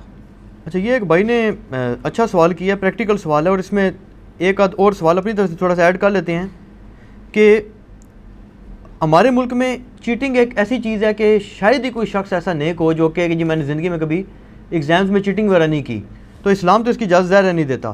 اب اسی کی بیس کے اوپر ایک شخص نے نمبر لیے، اسی کی بیس کے اوپر اس کو جاب ملی، اسی کی بیس کے اوپر وہ کمائی کر رہا ہے. یا پھر اس میں ایک اور چیز یہ ایڈ کر لیں کہ بعض حضرات یہ بھی کہتے ہیں کہ جی جاب ملنا بھی تقریباً ناممکن ہے سوائے سفارش کے یا رشوت کے، اور اس میں پھر آگے پروموشن لینا تو سفارش کے بغیر سوال ہی نہیں پیدا ہوتا. سوال آپ نے کر تو دیا. کیا یہ پہلے سوال کو آپ علیحدہ رکھیں، دوسرے کو آپ بعد میں کیجیے گا، مکس ہو جائیں گے. ٹھیک ہے. تو کیا ان صورتوں میں جو ہے یہ پھر کیا کیا جائے؟ ہاں جی، پہلی بات یہ ہے کہ اگر کسی نے چیٹنگ 100% کی ہوئی ہے نا جی، اچھا، کہ وہ جس طرح ہمارے انٹیریئر سندھ کے اندر ہم نے سنا ہے کہ وہ اس طرح اوپن بک چلا رہے ہوتے ہیں معاملات 100%، ٹھیک ہے، وہ معاملہ تو ظاہر ہے غلط ہے. کسی نے کوئی ایک آدھ سوال کے اوپر چیٹنگ کر لی ہے، اس کی وجہ سے پوری کی پوری ڈگری تو اس کی ختم نہیں ہوگی نا. ٹھیک ہے. چند ایک چھوٹی چیزوں کے اوپر وہ آپ الاللمم میں آتا ہے کہ اللہ تعالیٰ چھوٹی موٹی چیزوں کو معاف کر دے گا. لیکن ایک جعلی ڈگری آپ نے لی ہوئی ہے، وہ ڈگری ایگزسٹ ہی نہیں کرتی آپ کی، یا آپ نے وہ 100% جو ہے وہ دیکھ کے پیپر دیے ہوئے ہیں، آپ نے اس کرائٹیریا کو فالو ہی نہیں کیا ہوا، وہ تو ظاہر ہے حرام ہی ہے، اس میں کوئی پوچھنے والی بات ہے. دوسرا سفارش والا جی، یہ والا اور رشوت والا. رشوت صرف اپنے جائز کام کے لیے دی جا سکتی ہے، اور جائز کام وہ ہوگا کہ جس کام کو کرواتے ہوئے آپ کسی دوسرے کا حق نہ مار رہے ہو. مثلا ایک بندے نے بجلی کا میٹر لگوانا ہے، ٹھیک ہے، میٹر آپ کا بنیادی حق ہے، آپ نے اپلائی کیا، کیو میں آپ کا نمبر بھی آ گیا، اب انہوں نے میٹر بھی آیا ہوا ہے، روک کے رکھا ہوا ہے کہ رشوت دو گے تو لگائیں گے. تو اب آپ کسی کو چیٹ نہیں کر رہے ہیں، کسی کا حق نہیں مار رہے ہیں، وہ آپ کا حق تھا اور آپ کو ایز اے لارج زاٹ دینی پڑ جاتی ہے، تو وہ دل میں یعنی اس کو برا سمجھتے ہوئے آپ دے لیں تو پھر تو ٹھیک ہے. لیکن ایک یہ ہے کہ کیو میں لوگ لگے ہوئے ہیں اور آپ جناب 50,000 روپیہ دے کے پہلے ہی اپنا میٹر لگوا لیتے ہیں، جس طرح کئی انڈسٹریلسٹ ہیں انہوں نے اپنے پورے ٹرانسفارمر لادہ سے لگوائے ہوئے ہیں، بجلی چوری بھی کرتے ہیں، وہ معاملات الگ ہیں. ٹھیک ہے. اچھا، ایک بھائی نے پوچھا جی کہ ان کے علاقے میں کچھ حضرات ہیں جو آج پہ جاتے وقت لسٹ بناتے ہیں، بلکہ یہ تو ہم نے بھی ویسے دیکھا ہے کہ لوگ پہلے وقتوں میں کہا کرتے تھے کہ روزہ رسول صلی اللہ علیہ وسلم پہ جانا، وہاں میرا نام کرنا، فلاں ابن فلاں نے آپ کو سلام کہا، یہ دعا کہی ہے، تو یہ اس کے بارے میں کیا ہے؟ کوئی فلاں ابن فلاں کو بتائیں کہ صحیح بخاری اور مسلم میں حدیث ہے، جب تم پڑھتے ہو السلام علیکہ ایھا النبی ورحمۃ اللہ وبرکاتہ، روزانہ پڑھتے ہو نماز میں، اور اکثر یہ وہ سلام بھجوا رہے ہوتے ہیں جو نماز بھی نہیں پڑھتے، تو ان کو سلام بھجوانا کس منہ سے سلام بھجواتے ہیں؟ تو السلام علینا وعلی عباد اللہ الصالحین بخاری مسلم الفاظ ہیں، جہاں جہاں دنیا میں کوئی نیک بندہ موجود ہے اللہ تعالیٰ تمہارا سلام اس تک پہنچا دے گا. تو سلام بھجوانے کے لیے کسی بندے کی ضرورت نہیں ہے، اللہ تعالیٰ پہنچا رہا ہے. ٹھیک ہے. سنن نسائی میں صحیح سند کے ساتھ حدیث ہے کہ کچھ فرشتے ہیں جو زمین میں سیاحت کرتے ہیں اور میرے امتیوں کا سلام میرے تک پہنچاتے ہیں. وہ تو پہنچ رہے ہیں. قبر رسول صلی اللہ علیہ وآلہ وسلم پہ کسی کو کہہ کے سلام بھجوانا اس کی کوئی روایت نہیں ملتی ہے. اچھا. ٹھیک ہے. ان کو کہ یہاں پہ پڑھے پہنچ رہا ہے اس طریقے سے. ہاں یہ ضرور کہنا چاہیے کہ قبر رسول صلی اللہ علیہ وآلہ وسلم کے پاس کھڑے ہو کر جب آپ اللہ کے حضور دعا کریں گے اس دعا میں مجھے یاد رکھیے، کیونکہ نبی علیہ السلام کی قبر مبارک شعر اللہ میں سے ایک جگہ ہے اور دعاؤں کی قبولیت کی جگہ ہے. ٹھیک ہے. ٹھیک ہے. تو میں تو لوگوں کو یہی کہتا ہوں کہ خانہ کعبہ شریف میں جاؤ تو میرے لیے دعا کرنا، روزہ شریف پہ حاضری ہو تو وہاں پہ کھڑے ہو کے جب دعا کرنے لگو اللہ سے، نبی علیہ السلام سے تو دعا نہیں کرنی ظاہر ہے، تو اس دعا میں مجھے بھی یاد رکھنا. ٹھیک. روزہ شریف پہ حاضری سے متعلق جتنی جعلی اور صحیح روایتیں ہیں دونوں میں نے مسئلہ نمبر 54C اور D کے اندر بیان کر دیے قبر رسول پہ حاضری کا طریقہ. چلیے بھائی ایک سوال آیا جی کہ صبح اور شام کے جو اذکار ہیں ان کی کوئی اسپیسیفک ٹائمنگ بتا دیں کہ بڑی کنفیوژن ہوتی ہے کہ شام سے کیا مراد ہے اور صبح سے کیا مراد ہے. یہ بڑا آسان ہے. صبح جو ہے وہ طلوع فجر کے بعد صبح ہو جاتی ہے جی. اچھا جی. ٹھیک ہے جی. طلوع فجر، طلوع آفتاب نہیں، فجر کا وقت داخل ہوتے وقت، ختم سحری، اس وقت سب سے بہترین وقت ہے صبح کے اذکار کا. اور شام کے اذکار غروب آفتاب سے 15-20 منٹ پہلے، کیونکہ غروب آفتاب کے بعد تو رات شروع ہو جائے گی نا. اس میں تو الفاظ ہیں امسینا علی فطرت الاسلام وعلی کلمت الاخلاص وعلی دین نبینا محمد صلی اللہ علیہ وآلہ وسلم. ہم نے جو ہے وہ شام کی اسلام کی فطرت کے اوپر، رات نہیں، غروب آفتاب کے بعد تو رات آ جائے گی. تو سب سے بہتر وقت جو ہے وہ ہے، ورنہ مغرب کے بعد آپ کر سکتے ہیں. میرے اس کے اوپر ڈیٹیل لیکچر ہے، مسئلہ نمبر 111 بھی جو ہے وہ فرض نماز کے بعد اذکار والا ہے اور 111C صبح شام کے اذکار والا ہے، وہ آپ دیکھ لیں. ٹھیک. ایک سوال ہے جی کہ اس میں بلکہ یہ تو چاولوں کا سوال ہے لیکن اس میں آپ دیگر چیزیں بھی ایڈ کر لیں، جیسے آج کل اور چیزیں بھی آ گئی ہیں. کیا چاول ہاتھوں سے کھانا سنت ہے؟ اور لوگ سمجھتے ہیں جی چمچ سے کھانا جو ہے یہ گناہ یا بری بات ہے. اور نہیں، اس طرح کی کوئی تفصیلات، یہ ساری چیزیں کلچرل ہیں. اچھا. ٹھیک ہے نا جی. ان کو ان چیزوں کے اوپر نہیں لے کے جانا چاہیے. جو بندہ چمچ کے ساتھ کھا رہا ہوتا ہے وہ بھی ہاتھ سے ہی کھا رہا ہوتا ہے. ٹھیک ہے. کیونکہ ہاتھ سے ہی چمچ پکڑی ہوئی ہوتی ہے نا. تو اس میں کوئی ٹول استعمال کر لیا جائے، اس میں کوئی حرج نہیں ہے. ان کو چمچوں کے اندر تو اسلام ان کا گھسا ہوا ہے. ان سے یہ پوچھیں، یہ جو آپ نے 20-20 30-30 لاکھ روپے کی گاڑیاں چندوں کی خرید کے اپنے نیچے لگائی ہوئی ہیں، اس میں تو کسی نے پوچھا کہ گدھے پہ بیٹھنا سنت ہے یا 20 لاکھ کی گاڑی میں بیٹھنا سنت ہے. ساڈے کول تو پھر علم الکلام والی جواب جے یہ سنیا جائے تک انہوں نے چمچ سارا اسلام وڑدا جے تک کانٹیاں وچ. حالانکہ پہلا سوال یہ ہونا چاہیے کہ گدھے پہ سواری کرنا سنت ہے یا جو ہے وہ 10 لاکھ روپے کی کار میں، وہاں کبھی سوال نہیں کریں گے، اس میں خود بیٹھے ہوئے ہوتے ہیں. ٹھیک ہے نا جی. جی بالکل. تو ان چیزوں کا اس سے کوئی تعلق نہیں. ان معاملات میں صرف یہ دیکھا جائے گا کہ ان چیزوں سے منع کیا گیا، ٹھیک، وہ آپ کام نہیں کریں گے. ایسے مسلم شریف میں حدیث ہے کہ الٹے ہاتھ سے کھانے سے نبی علیہ السلام نے منع فرمایا. بس آپ الٹے ہاتھ سے نہیں کھائیں گے، دائیں ہاتھ سے کھائیں گے، چمچ سے کھائیں، چاہے کانٹے سے کھائیں، چاہے آپ ہاتھ سے توڑ کے کھائیں، چاہے منہ سے توڑ کے کھائیں، جس طریقے سے. اور کھانے کی چیزیں بھی سب اس میں پھر آ گئی نا، پیزا ہو گیا، برگر ہو گیا. کئی لوگ کہتے ہیں جی یہود و نصارہ کی ڈش ہے، آپ کیوں کھا رہے ہیں؟ میں پھر وہی بات کروں گا کہ جو لوگ کہہ رہے ہوتے ہیں یہود و نصارہ کی ڈش، ان کے ہاتھ میں وہ جو مہنگے مہنگے موبائل ہیں سامسنگ کے اور آئی فون، ٹھیک ہے، وہ امام کعبہ نے بنایا ہوا ہے. ہاں جی. یا وہ رائیونڈ میں تیار ہوا ہے، یا ملتان شریف میں تیار ہوا ہے، یا بغداد شریف سے آیا ہے، یا اجمیر شریف سے آیا ہے. وہ بھی تو انہوں نے ہی بنا کے دیا نا. بالکل. تو اس پہ تو کبھی انہوں نے سوال نہیں کیا. تو برگر کے اوپر ان کا اشارہ آ جاتا ہے. ان کو کہ یہ جو آپ باقی چیزیں کھا رہے ہیں، بریانی ہو گئی ہے، باقی چیزیں ہو گئی ہیں، یہ کوئی نبی علیہ السلام نے تو نہیں آپ کو طریقہ اس کا سکھایا ہوا. ٹھیک ہے نا. تو یہ ساری غیر علمی باتیں. اچھا ایک آیا جی کہ بس حلال چیز ہونی چاہیے. ٹھیک ہے جی. قرآن کسی غیر مسلم کو پڑھنے کے لیے دیا جا سکتا ہے کیونکہ وہ تو ظاہر نجس ہے، غیر مسلم تو ناپاک ہے. اچھا. اور مسلمان تو پاک ہو تو سکتا ہے. کس فرقے کا ہو تو پاک ہے؟ میرا تو سوال پھر یہی ہوگا نا. کیا بریلوی کہتے ہیں کہ اہل حدیث پاک مسلمان ہیں؟ شاہ جی بولو نا. یہ تو نہیں کہتے نہیں. ہاں. کیا اہل حدیث کہتے ہیں کہ بریلوی پاک مسلمان ہے؟ کیا کہتے ہیں سنی کہتے ہیں کہ شیعہ پاک مسلمان ہے؟ شیعہ. تو یہ تو سوال ہی پرانے ہو گئے. یہ انجینئر صاحب کے میدان عمل میں اترنے سے پرانے سوال تھے. ہن مسئلہ ہی خراب ہو گیا ہوا ہے, ہن سوالوں نوں بدلنا پینا ہے. ٹھیک ہے, نیٹ سی والا کوئی چکر نہیں ہے.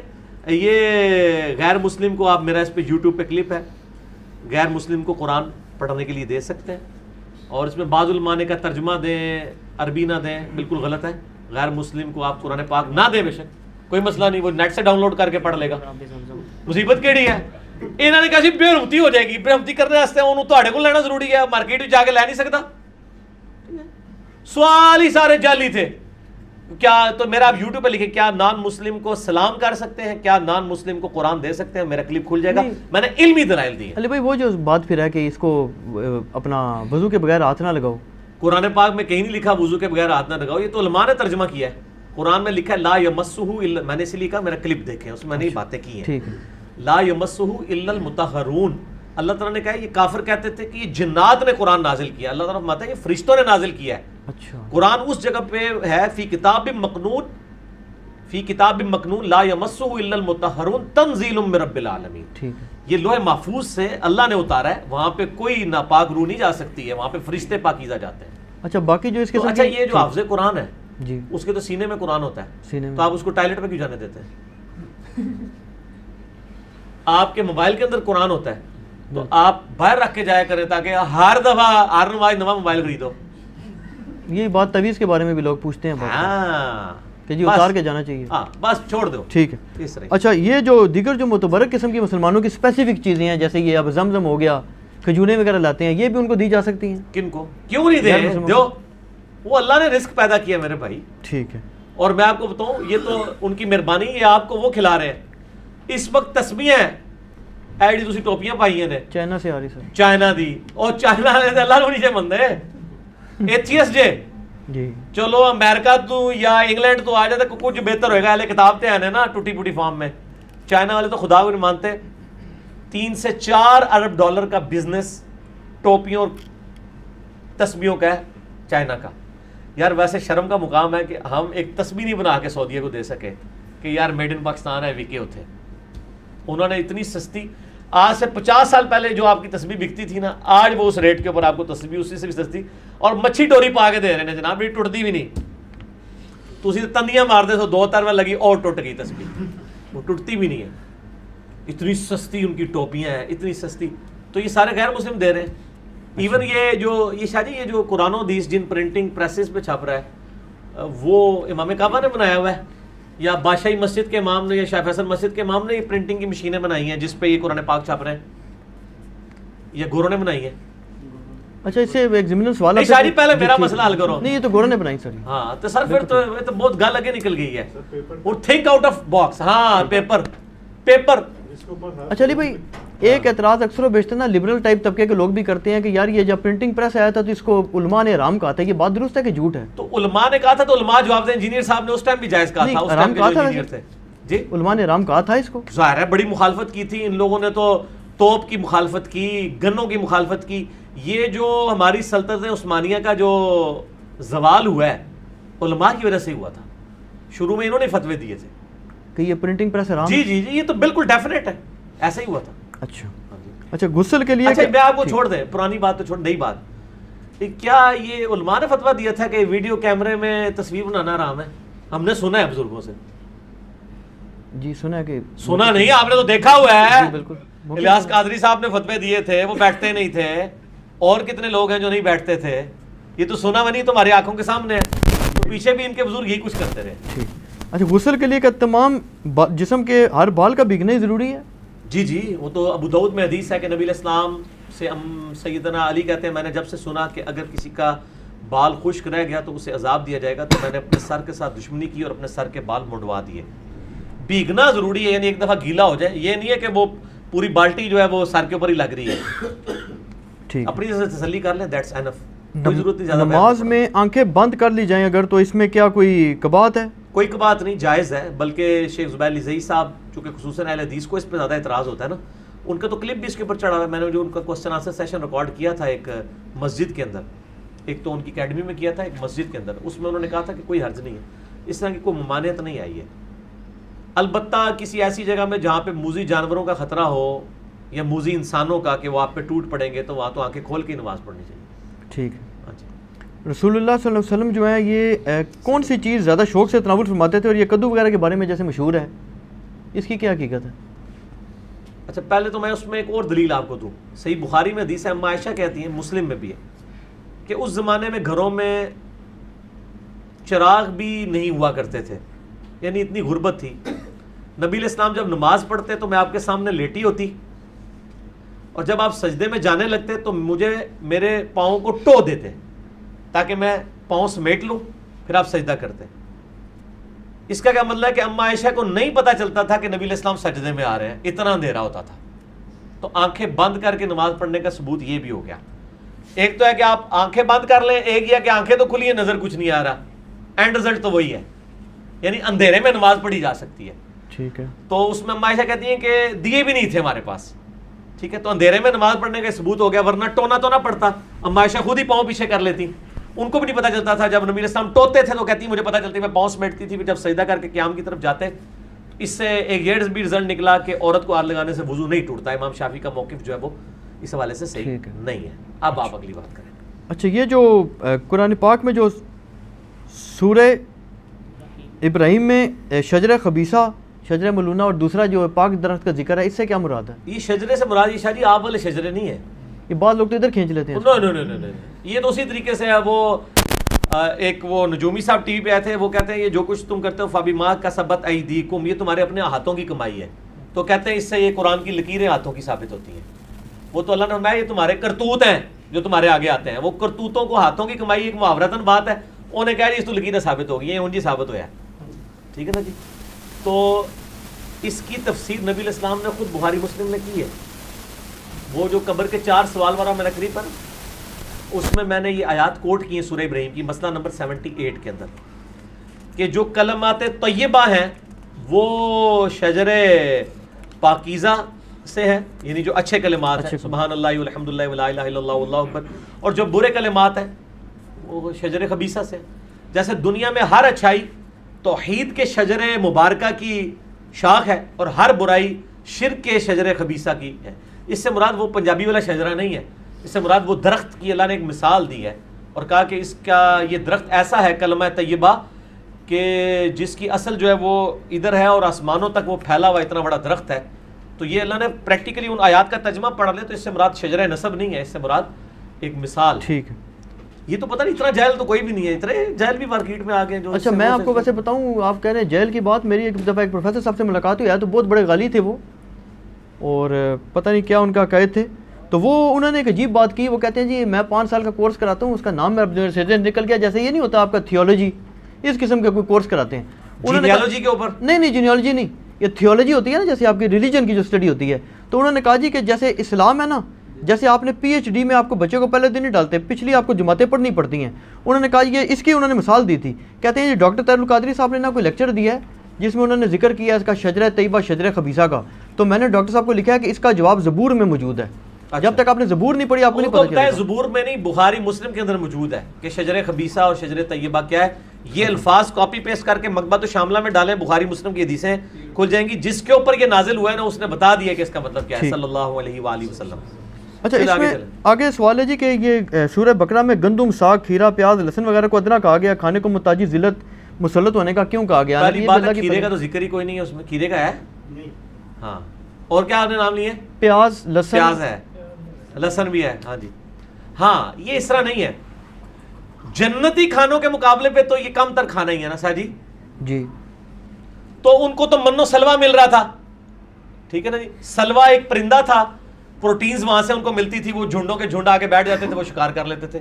اور من شام کے وقت، رات کے وقت شبنم پڑتی تھی جو میٹھی ہو، مطلب اس کو وہ سمجھ لیں بندیاں جس طرح ہماری میٹھی ہوتی ہیں، وہاں سے کاربوہائیڈریٹس ملتے تھے. جنتی خوراکاں کھا رہے سن، کوئی محنت نہیں کرنی پی رہی سی. تے کہندے نے اسی تے پیاز کھانا ہے فلاں. اللہ نے فرمایا ہے کہ یار جنتی خوراکاں نو چھڈ کے تسی اے اونٹ کرنا ہے. تے اللہ نے فرمایا کہ ہن پھر تسی جاؤ زمین وچ ہل چلاؤ. اگر آپ نے میری غذا نہیں جنتی قبول کرنی تو اب محنت کرنی پڑے گی. تو من و سلوا کو انہوں نے چھوڑا. اللہ نے جنت کے مقابلے میں اسے کہا ہے حقیر تر. ٹھیک ہے، یہ یعنی وہ کھانا حقیر نہیں ہے، کمپیریٹیولی ود رسپیکٹ ٹو جنت. من و سلوا کے مقابلے پہ تو حقیر تر ہے. ہم بھی کہتے ہیں کہ جنت کے مقابلے پہ دنیا کی ہر نعمت حقیر ہے. ٹھیک ہے نا. اور یہاں پہ میں ایک اور بات کر دوں وہ شعر لکھا ہے الیاس قادری صاحب نے, خدا گر قیامت میں فرمائے مانگو, لگائیں گے دیوانے نعرہ مدینہ. وہ کہتے ہیں کہ ہم سے قیامت والے دن اللہ نے پوچھا نا کہ بھئی کیا چاہیے ہے, تو ہم جنت نہیں مانگیں گے, ہم مدینہ مانگیں گے. اس کا جواب غلام سو سعیدی صاحب نے بڑا پیارا دیا ہے. انہوں نے کہا حضرت صاحب قیامت والے دن تو نبی علیہ السلام نے جانا ہے جنت میں, تو ہم نے مدینہ میں آگے کیا لینا ہے؟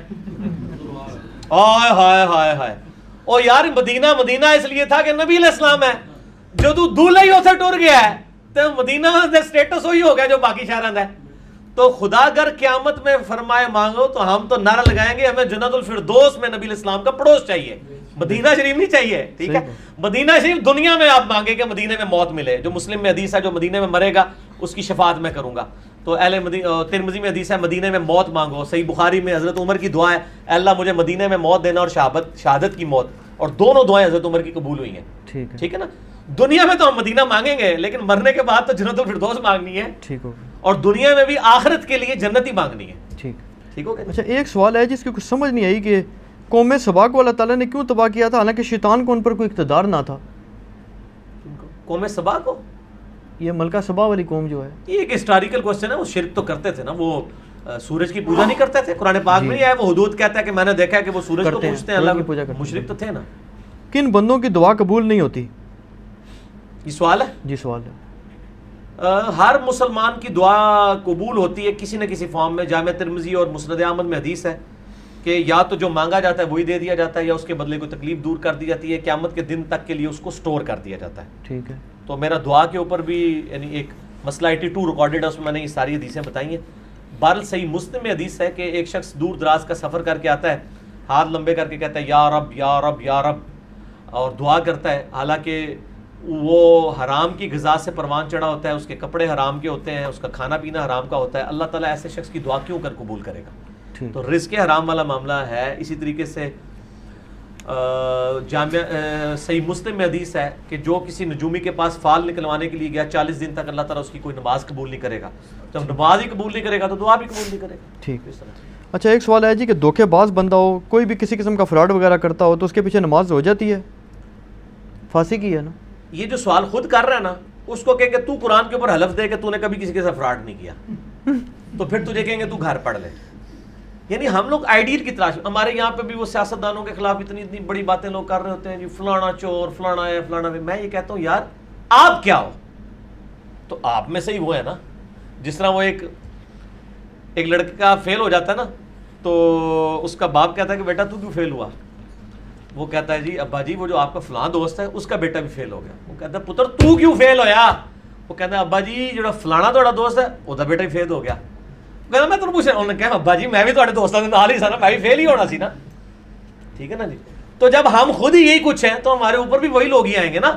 یہ تو نہیں ہو سکتا کہ اس سسٹم میں سے کوئی پارسا بندہ اوپر آ جائے جب سب نیچے. جو جدھر ہے جس کا جتنا داؤ لگا ہوا ہے لگا رہا ہے. کیا آپ ایک ریڑھی بان کو سمجھتے ہیں؟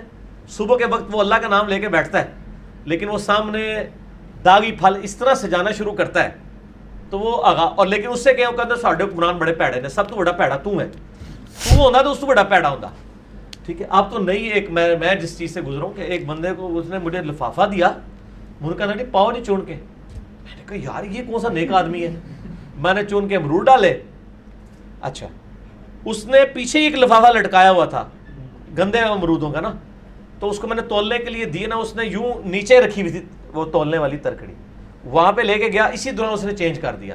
لیکن اسی انجینئر صاحب ہے نا, میں تسلی کرتا ہوں جب انہیں گنڈا ماریاں سب کچھ کر لیا. میں کہ جناب منو دیو, میں نے اس کی گریں کھولا. میں نے کہا یہ یار یہ تو بھائی تبدیل ہو گیا مجھے لگتا ہے. وہ میرے والے کدھر گئے ہیں؟ وہ کہتا ہے دے دو, میں ہوتا ہوں دینا. اس کی بجائے اگر میں انہوں کہتا یار یہ تو کیا کی دئی, میں نے یہ نہیں کہا, میں نے اس کو بینیفٹ آف ڈاؤٹ دیا. اس نے پھر مجھے خود چن کے صاف صاف ڈال دیے. اچھا یہ اکثر لوگ جو ہے نا وہ کہتے ہیں ہم نے چننا نہیں ہے بغیر چنے ہوئے, تو میں ان کو کہتا ہوں ٹھیک ہے آپ ڈالیں. یہ میں آپ کو فروٹ خریدنے کا طریقہ بتا رہا ہوں, آپ ڈالنے دیں ان کو, جب وہ ڈال لیں نا, ورنہ اگر آپ کہیں گے نا میں چننا ہوگا نا کرنا لفافہ چلنا سی تو, وہ ڈال لیں نا تو ظاہر ہے کہ اس نے 10 دانے ڈالے ہیں, 3 ہی اس نے داغی ڈالے ہوں گے یا 4, اس سے زیادہ نہیں ہوتے ہیں, اسی میں انہوں نے آرام کمانا ہوتا ہے. تو آپ وہ 3-4 ایک کر کے ان کو کہ یار وہ ہوئے تو غلطی نہ لگتا ہے خراب آ گیا اے کوئی اور کر دیو کر کے میں نے اس طرح کیا, وہ سارے تبدیل ہو جاتے ہیں. یہ طریقہ ہے. اگر آپ پہلے پینا پا کے بہ جاؤ گے اوور کے کا ادھر کرنا لفافا ہو جا کسی کو, پھر تانوں کسی نے نہیں سودا دینا. انہوں پان دیو, پا لوے, گنڈ کھولو, جو خراب ہے وہ پیس پکڑائیں, جو 1-2 اچھے ہیں اس کی تعریف بھی کریں کہ یار بڑے اچھے پائے نے, اے وچ کوئی غلطی نہ لا کے ذرا دیکھنا ہے انہوں کر دو, اور پھر شرم و شرمی کاری دے گا.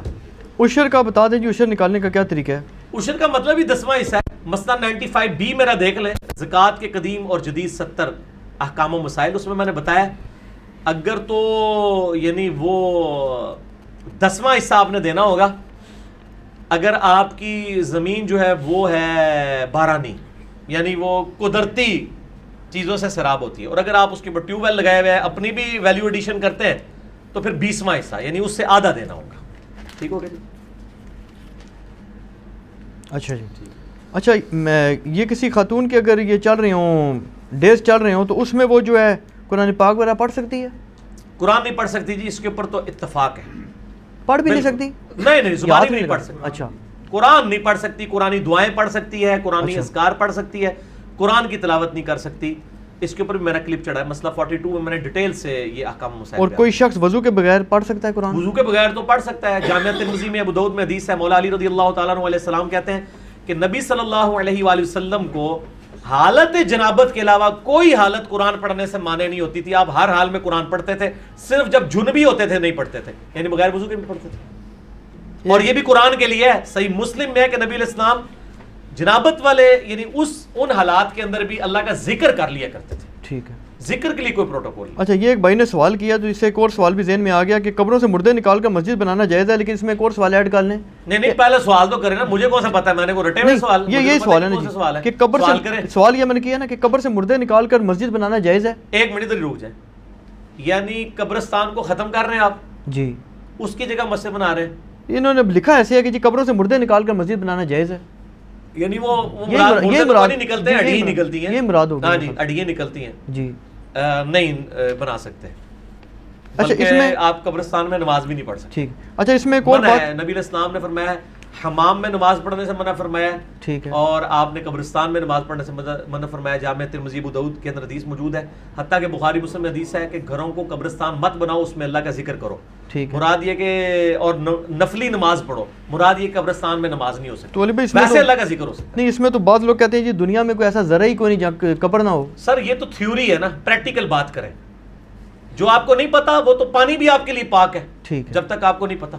اچھا, اس طرح آپ فرضی سوال بنانا شروع کر دیں. اچھا, ایک بات اکثر و بیشتر لوگ کہتے ہیں جو سعودی عرب سے آتے ہیں نا, وہ بھی اکثر یہ بات کرتے ہیں لوگ بعض نا, کہ یار سنا ہے کہ وہاں کچھ عرصے کے بعد نا وہ کوئی ایسا سسٹم کرتے ہیں لاشوں کے ساتھ, یا کوئی کرتے ہیں اور بلڈوز وغیرہ. اگر وہ کرتے ہیں تو غلط کرتے ہیں, مجھے نہیں پتا وہ کرتے ہیں یا نہیں کرتے. اچھا, لاشوں کی بے رحمتی نہیں ہو سکتی. قبرستان نئے بننے چاہیے, یہ نہیں ہے کہ آپ ان قبرستانوں میں کوئی تضاب ڈال دیں, نئے قبرستان بنائیں, کوئی اس کی اجازت نہیں. بچے نے اگر آدھا قرآن پاک حفظ کر لیا, اس کے بعد اس کو اسکول میں داخل کرا دیا اور باقی قرآن اس نے حفظ نہیں کیا, تو گنہگار ہے؟ نہیں, کوئی گنہگار نہیں ہے. گنہگار اس وقت ہے کہ جب وہ جو آدھا کیا ہے اس کو بھی بلا دے. ٹھیک ہے. یہ جہری کی نمازوں کی جماعت سری اور سری کی جہری کرائی جا سکتی ہے؟ جماعت نہیں کروائی جا سکتی. سجدہ صاحب واجب ہو جائے گا, جان بوجھ کے کریں گے تو یہ گناہ کے زمرے میں آئے گا. البتہ اکیلا کوئی پڑھ رہا ہے تو تھوڑی بہت آواز اونچی کر لے تو ٹھیک ہے. اور بلکہ آپ اگر 3 سے زیادہ آیات جہری نماز کی سرن پڑھ دیں یا سرن کی جہرن, تو سجدہ صاحب بھی کریں گے آپ. اس پہ اتفاق. یہ کسی بھائی نے سوال بڑا عجیب سا بھیج دیا جی کہ شراب اور جوئے کے لیے اگر باپ پیسے مانگے تو دیے جا سکتے ہیں, حالانکہ بیٹا مانگے تو چلو کوئی سمجھ آ رہی ہے. نہیں, باپ بھی مانگتے ہوں گے یقیناً. تجھے کیا سمجھے, باپ شریف ہوتا نا, نہیں ضروری نہیں ہے. نہیں, اس کام کے لیے اگر مانگتا ہے تو نہ کریں, بالکل نہ دیں, بالکل معذرت کر لیں. اور بلکہ اس کو پکڑ کے آپ کسی ہاسپٹل میں داخل کروا کے ان کا علاج کروائیں, یہ کروائیں. ٹھیک ہے نا جی, یہ کرنا چاہیے. قسطوں پہ کوئی چیز خرید سکتے ہیں, کیونکہ قیمتوں کا آپ کو پتہ ہی ہے کہ پھر وہ ہوتا ہے کہ جی قیمت ویسے زیادہ ہوگی. اس کے اوپر میرا کلپ آپ دیکھ لیں, اسلامک بینکنگ انجینئر محمد علی مرزا, میں نے اس میں دلائل دی ہیں کہ قسطوں کا کاروبار کن کن شرائط کے ساتھ جائز ہے. اس میں زبیر علی زئی صاحب کا موقف میں خیال آپ سے فرق ہے. جی, میں ان کے موقف کے ساتھ ایگری نہیں کرتا, ان کا تفرد ہے اس پر. ٹھیک ہے جی.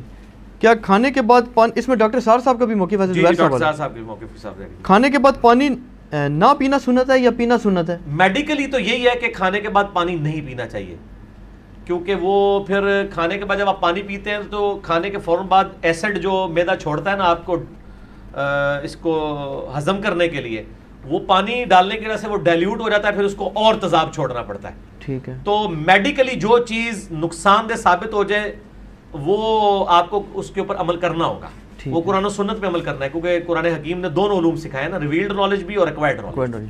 بالکل. اچھا ایسے آپ قرآن حدیث میں تو کوئی نہیں ہے کہ آپ تیزاب نہ پئیں، لیکن ہمیں پتہ ہے تیزاب پئیں گے تو مر جائیں گے. ٹھیک ہے. قرآن حدیث میں تو کہیں لکھا ہے کہ یورینیم کو نیکڈ آپ ہاتھ لگائیں تو اسکن کینسر ہوگا، لیکن ہمیں پتہ ہے.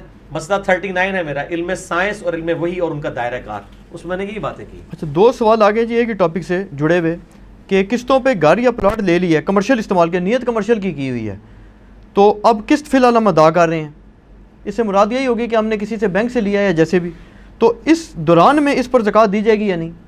نہیں، ابھی تو آپ مکمل مالک نہیں نہ ہوئے، جب تک مکمل مالک نہیں ہوتے تو زکوٰۃ بھی اس صورت میں ہوگی کہ جب آپ نے اس کو، یہ آپ کا مال تجارت ہے، بیچنے کی غرض سے آپ بنا رہے ہیں، اگر آپ اپنے استعمال کے لیے پھر تو کوئی زکوٰۃ نہیں. انہوں نے لکھا تو یہ کمرشل کی نیت کی. زکوٰۃ کے اوپر میرے بھائی مسئلہ 95B زکوٰۃ کے قدیم اور جدید 70 احکام و مسائل.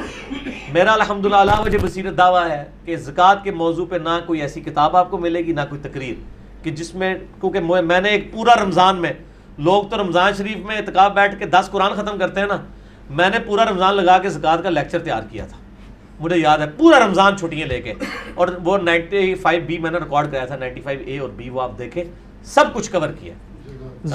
گھر کرائے پر دینا ہے لیکن ابھی کرائے پہ چڑھا نہیں ہے. ہاں جی. تو زکوٰۃ گھر کی مالیت کل پر دے دیں گے یا کرائے پر؟ وہ اگر کرائے کی غرض سے آپ نے رکھا ہوا ہے نا مکان، تو مکان کے اوپر زکوٰۃ نہیں ہوگی، اس کے کرائے پہ زکوٰۃ ہوگی، وہ بھی اگر جڑ جائے، اگر وہ کرایہ آپ ساتھ ساتھ کھا لیں گے تو کوئی زکوٰۃ نہیں ہے، کیونکہ پیسہ رننگ میں آ گیا. ٹھیک ہے. اور زکوٰۃ کے پیسوں سے کسی کو عمرہ کرا دیا جائے تو کیا اس میں کوئی حرج ہے؟ کروانا چاہیے، بالکل، عمرہ بھی کروائیں، لوگوں کے قرض بھی اتاریں، ٹھیک ہے، کوئی حرج نہیں. اچھا بعض حضرات کہتے ہیں جی کہ رسول اللہ صلی اللہ علیہ وسلم نے خواب میں آ کر ہمیں تسبیح یا جھنڈا عنایت فرمایا، اور جب خواب سے اٹھے تو وہی تسبیح جھنڈا وغیرہ ہمارے پاس موجود تھا. اس طرح کی کرامات بالکل جھوٹ بولتے ہیں سر، بالکل جھوٹ بولتے ہیں، ایسا نہیں ہوتا، بالکل جھوٹ بولتے ہیں. نہیں، اس کی کیا دلیل ہے کہ جھوٹ بولتے ہیں؟ دلیل تو وہ دیں گے نا جو کہہ رہے ہیں سچ ہے. سر انہوں نے ابھی تک جتنی چیزیں نکالی ہیں ان کی جھوٹ نکل آئے ہیں، تسی تو یہ دس رہے ہو نا کہ ثابت کرو یہ نہیں ہے، انج تو نہیں ہوتا نا جو کہہ رہا ہے. میں آپ کو بتاؤں، کچھ عرصہ پہلے انہوں نے مصنف عبدالرزاق کے ایک نسخے کا دعویٰ کیا جس میں نور من نور اللہ والی حدیث نکالی بریلوی مکتبہ فکر نے جی، اور کہا جی یہ مصنف عبدالرزاق کا پرانا نسخہ ملا ہے.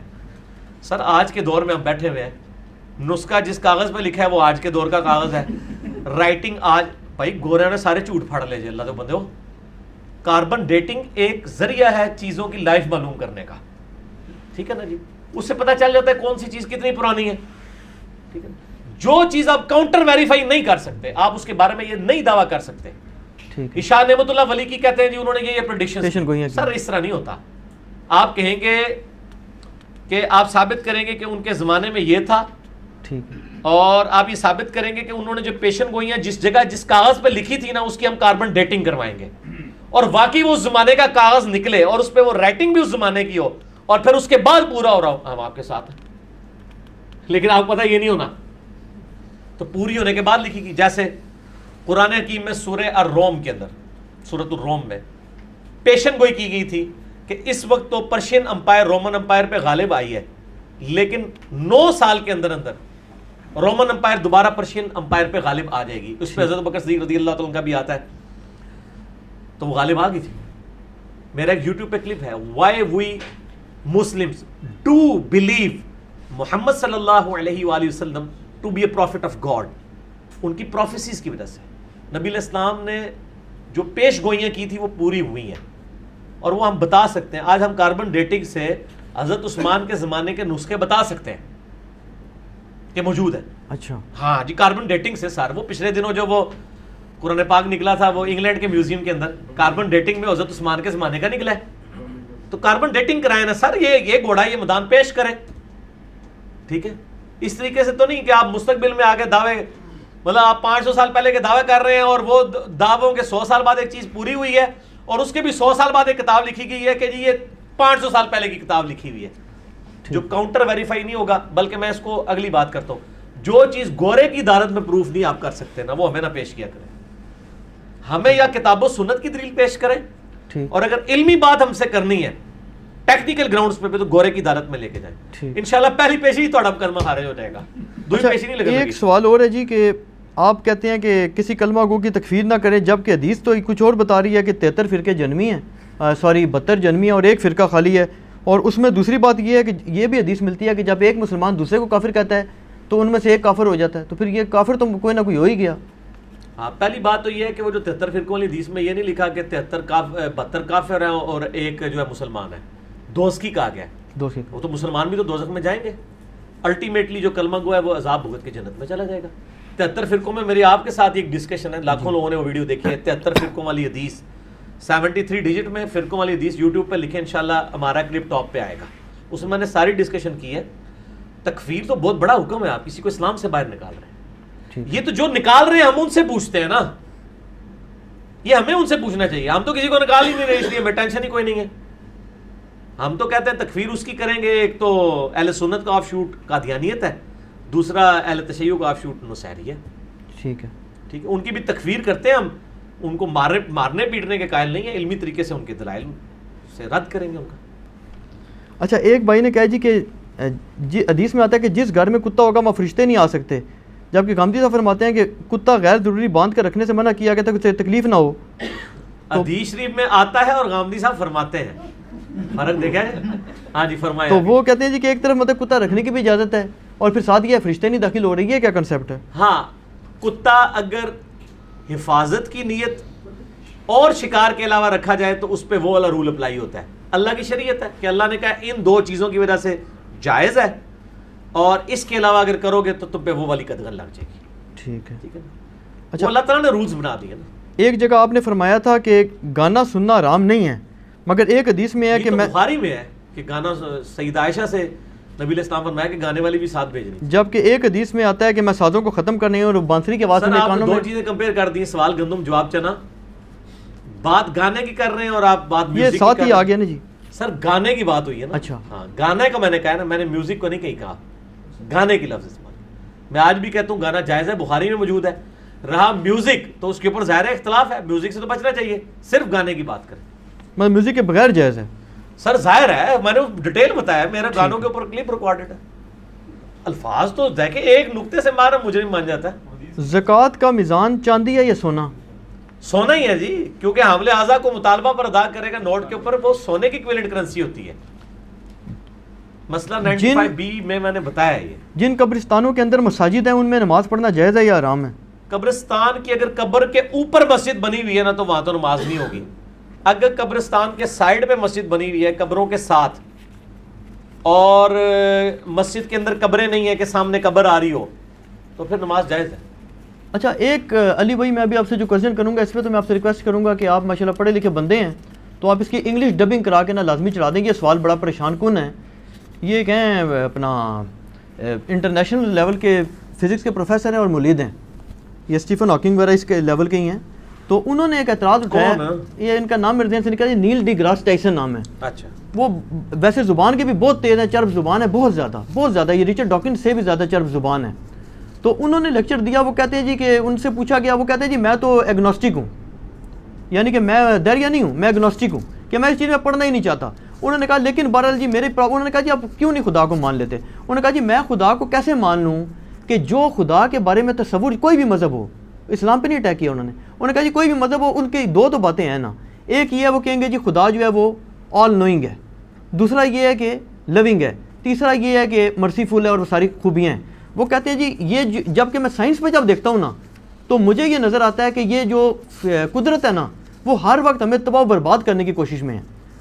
کیٹاسٹرافیز آ رہی ہیں، ولکینوز آ رہی ہیں، وہ کہتے ہیں جی ایک سے بچ گئے تو بیماریاں آ رہی ہیں، ایپیڈیمکس آ رہی ہیں، بچے ڈسیبلڈ پیدا ہو رہے ہیں جن کا کوئی قصور نہیں. وہ کہتے ہیں جی اس کا جواب جب میں کسی بھی مذہب کے پیروکاروں سے مانگتا ہوں نا تو وہ ظاہر وہ عیسائیوں سے مانگتے ہوں گے، تو وہ مجھے کہتے ہیں جی کہ اس کا جواب یہ ہے کہ خدا کی اس میں ضرور کوئی مصلحت ہوگی. تو کہتے ہیں میں ان کو پھر یہ جواب دیتا ہوں کہ پھر آپ یہ نہ کہیں کہ آپ خدا کو جانتے ہیں، آپ یہ کہیں کہ یار God works in mysterious ways which we do not even know. تو کہتے ہیں وہ کہتے ہیں پھر میں اسی خدا کو کیسے مان لوں کہ جب آپ یہ کیوں دعویٰ کرتے ہیں؟ وہ کہتے ہیں میں ان کو کہتا ہوں جی آپ پھر مجھے یہ نہ کہیں کہ خدا کو مانو، آپ کہیں جی ہمیں خود نہیں پتا خدا کا، ہاں مان لو. نہیں دیکھیں اس کا پہلی بات یہ کہ میرا آپ کے ساتھ یہ کلپ ریکارڈڈ موجود تھا. یہ آخری سوال ہے جی. اچھا, نان مسلمس کے کوسچنز اور ایتھیس کے کوسچن انجینئر محمد علی مرزا 40 منٹ کا میرا وہ کلپ آپ کے ساتھ ریکارڈڈ ہے. میں نے اس میں یہ ساری باتیں کی. پہلی بات ہے مسلمانوں کا کہیں دعویٰ نہیں ہے کہ گاڈ از آل لونگ. ہم تو یہ دعوے نہیں کرتے. ٹھیک ہے, یہ تو خدا کے بارے میں ہمارا دعویٰ ہی نہیں ہے. یہ کرسچینٹی نے یہ بات کی ہے. میں اصولی بات کرتا ہوں کہ اگر آپ دنیا کو آخرت کے بغیر سمجھیں گے تو جو ہمارے مخالفین کا مقدمہ ہے وہ مضبوط ہے, اور ہم کسی بات کا جواب نہیں دیتے. جواب کے بغیر ہی کہتے ہیں کہ ان کے اعتراضات بالکل ٹھیک ہے اور ہم ان کے ساتھ ہیں. لیکن ہمارا مقدمہ آخرت کے ساتھ جڑا ہوا ہے. ہم دنیا کو ایک حصہ سمجھتے ہیں, ایک ہول لائف کا ایک پورشن. آخرت کے ساتھ جب اس کو میچ کریں گے تو بالکل فٹ ان ہے کہ اللہ تعالیٰ بغیر آزمائش کے کس طرح کسی کو جانچے, اور اگر بغیر آزمائش کے اپنے علم کی بنیاد پہ جانچ کے پھینک دے تو آپ نے گلا کرنا ہے کہ یا اللہ منو ایک بار موقع تو دینا تکتا میں کہنا نیک سان. اللہ تعالیٰ آپ کو موقع دے رہا ہے, سرکمسٹانسز سے گزار کے آزما رہا ہے. آخرت کے ساتھ دنیا کو سمجھیں گے پھر سمجھ آئے گی آخرت. یہ تو ہود بھائی نے بھی باتیں کی تھی کامدی صاحب کے ساتھ, وہ پڑا ہوا ہے کلپ یوٹیوب کے اوپر. کامدی صاحب نے بڑے انٹلیکچوئل وے میں ان چیزوں کے جواب دیے. کوئی پرانے نئے اعتراضات نہیں ہیں, بہت پرانے اعتراضات ہیں. خدا کو تو چھوڑ دیں, یہ جو بندہ یہ بات کر رہا ہے اس کو کہو کہ کیا تم فزکس کی ساری برانچز کو جانتے ہو, تو وہ کیا دعویٰ کر سکتا ہے ساری برانچز کے ہر چیز کو؟ یہ تو آئنسٹائن بھی نہیں کہہ سکتا. تو کیا اس کی بنیاد پہ اس نے فزکس کے ایز اے علم ہونے کا انکار کر دیا ہے, اس سبجیکٹ کا انکار کر دیا ہے؟ وہ کہے گا سبجیکٹ کو میں مانتا ہوں, میری ایکسپرٹیز اتنی تک ہے. تو جو مخلوقات پہ آپ کی ایکسپرٹیز اتنی تک ہے, جو خالق ہے جس کا اتنا ڈائیورسیفائڈ نالج ہے, اس کی ہر چیز کے بارے میں آپ کو نالج ہونا کیوں ضروری ہے؟ آپ کو تو دنیا میں کئی چیزوں کا نالج نہیں ہے, تو آپ اس کی بنیاد پہ اس پورے علم کا تو انکار نہیں کر رہے, تو خدا کا انکار کیوں کر رہے ہیں لاجیکلی اسپیکنگ؟ تو باقی اللہ اس کا پابند تو نہیں ہے کہ وہ آپ کو اپنے سارے فیصلوں کے بارے میں کرے.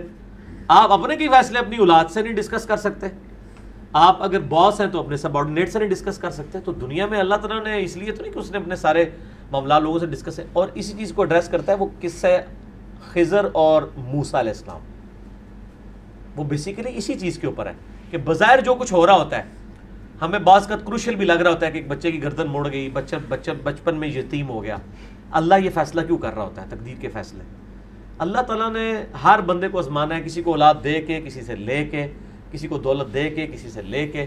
اس نے ہزاروں ٹیسٹ ہر بندے کے لیے مختلف رکھے ہوئے. ٹھیک ہے, دنیا میں کتنے نیک انسان ہیں جو قتل ہو گئے ہیں, اور کتنے بدماش ہیں جو اس طرح زندگی گزارتے رہے ہیں. اگر آخرت نہ ہو تو واقعی ان کا اعتراض ٹھیک ہے, یہ تو بڑا ظلم کا نظام ہے. لیکن اگر آخرت ہو کہ وہ دنیا میں قتل ہو کے آخرت کی اربوں سال کی زندگی ان کو مل گئی ہے, تو وہ ان سے ہی پوچھ لیں, وہ کہیں گے یار اسی چنگے رہ گئے تھے. جب وہ خود کہہ رہے ہیں کہ ہم اچھے رہ گئے ہیں, حسین علیہ السلام ان کے ساتھی کہیں گے ہم اچھے رہ گئے ہیں, تو آپ کیوں ان کی طرف سے وکالت کرتے ہیں؟ ٹھیک ہو گیا جی. تو پورے مقدمے کو سمجھیں. ٹھیک ہے جی, میرے خیال ہے اس کو کنکلوڈ کرتے ہیں, تو انشاءاللہ ہم نمازوں کو جمع کرتے ہیں. اللہ تعالیٰ سے دعا ہے جو حق بات میں نے کہی اللہ تعالیٰ ہمارے دلوں میں راسخ فرمائے. اگر جس بات میں میرے منہ سے غلط بات نکل گئی تو اللہ تعالیٰ ہمارے دلوں سے معاف کر دے. سبحانک اللہم و بحمدک اشہد ان لا الہ الا انت استغفرک و اتوب الیک وما علینا الا البلاغ المبین. جزاکم اللہ خیرا و احسن.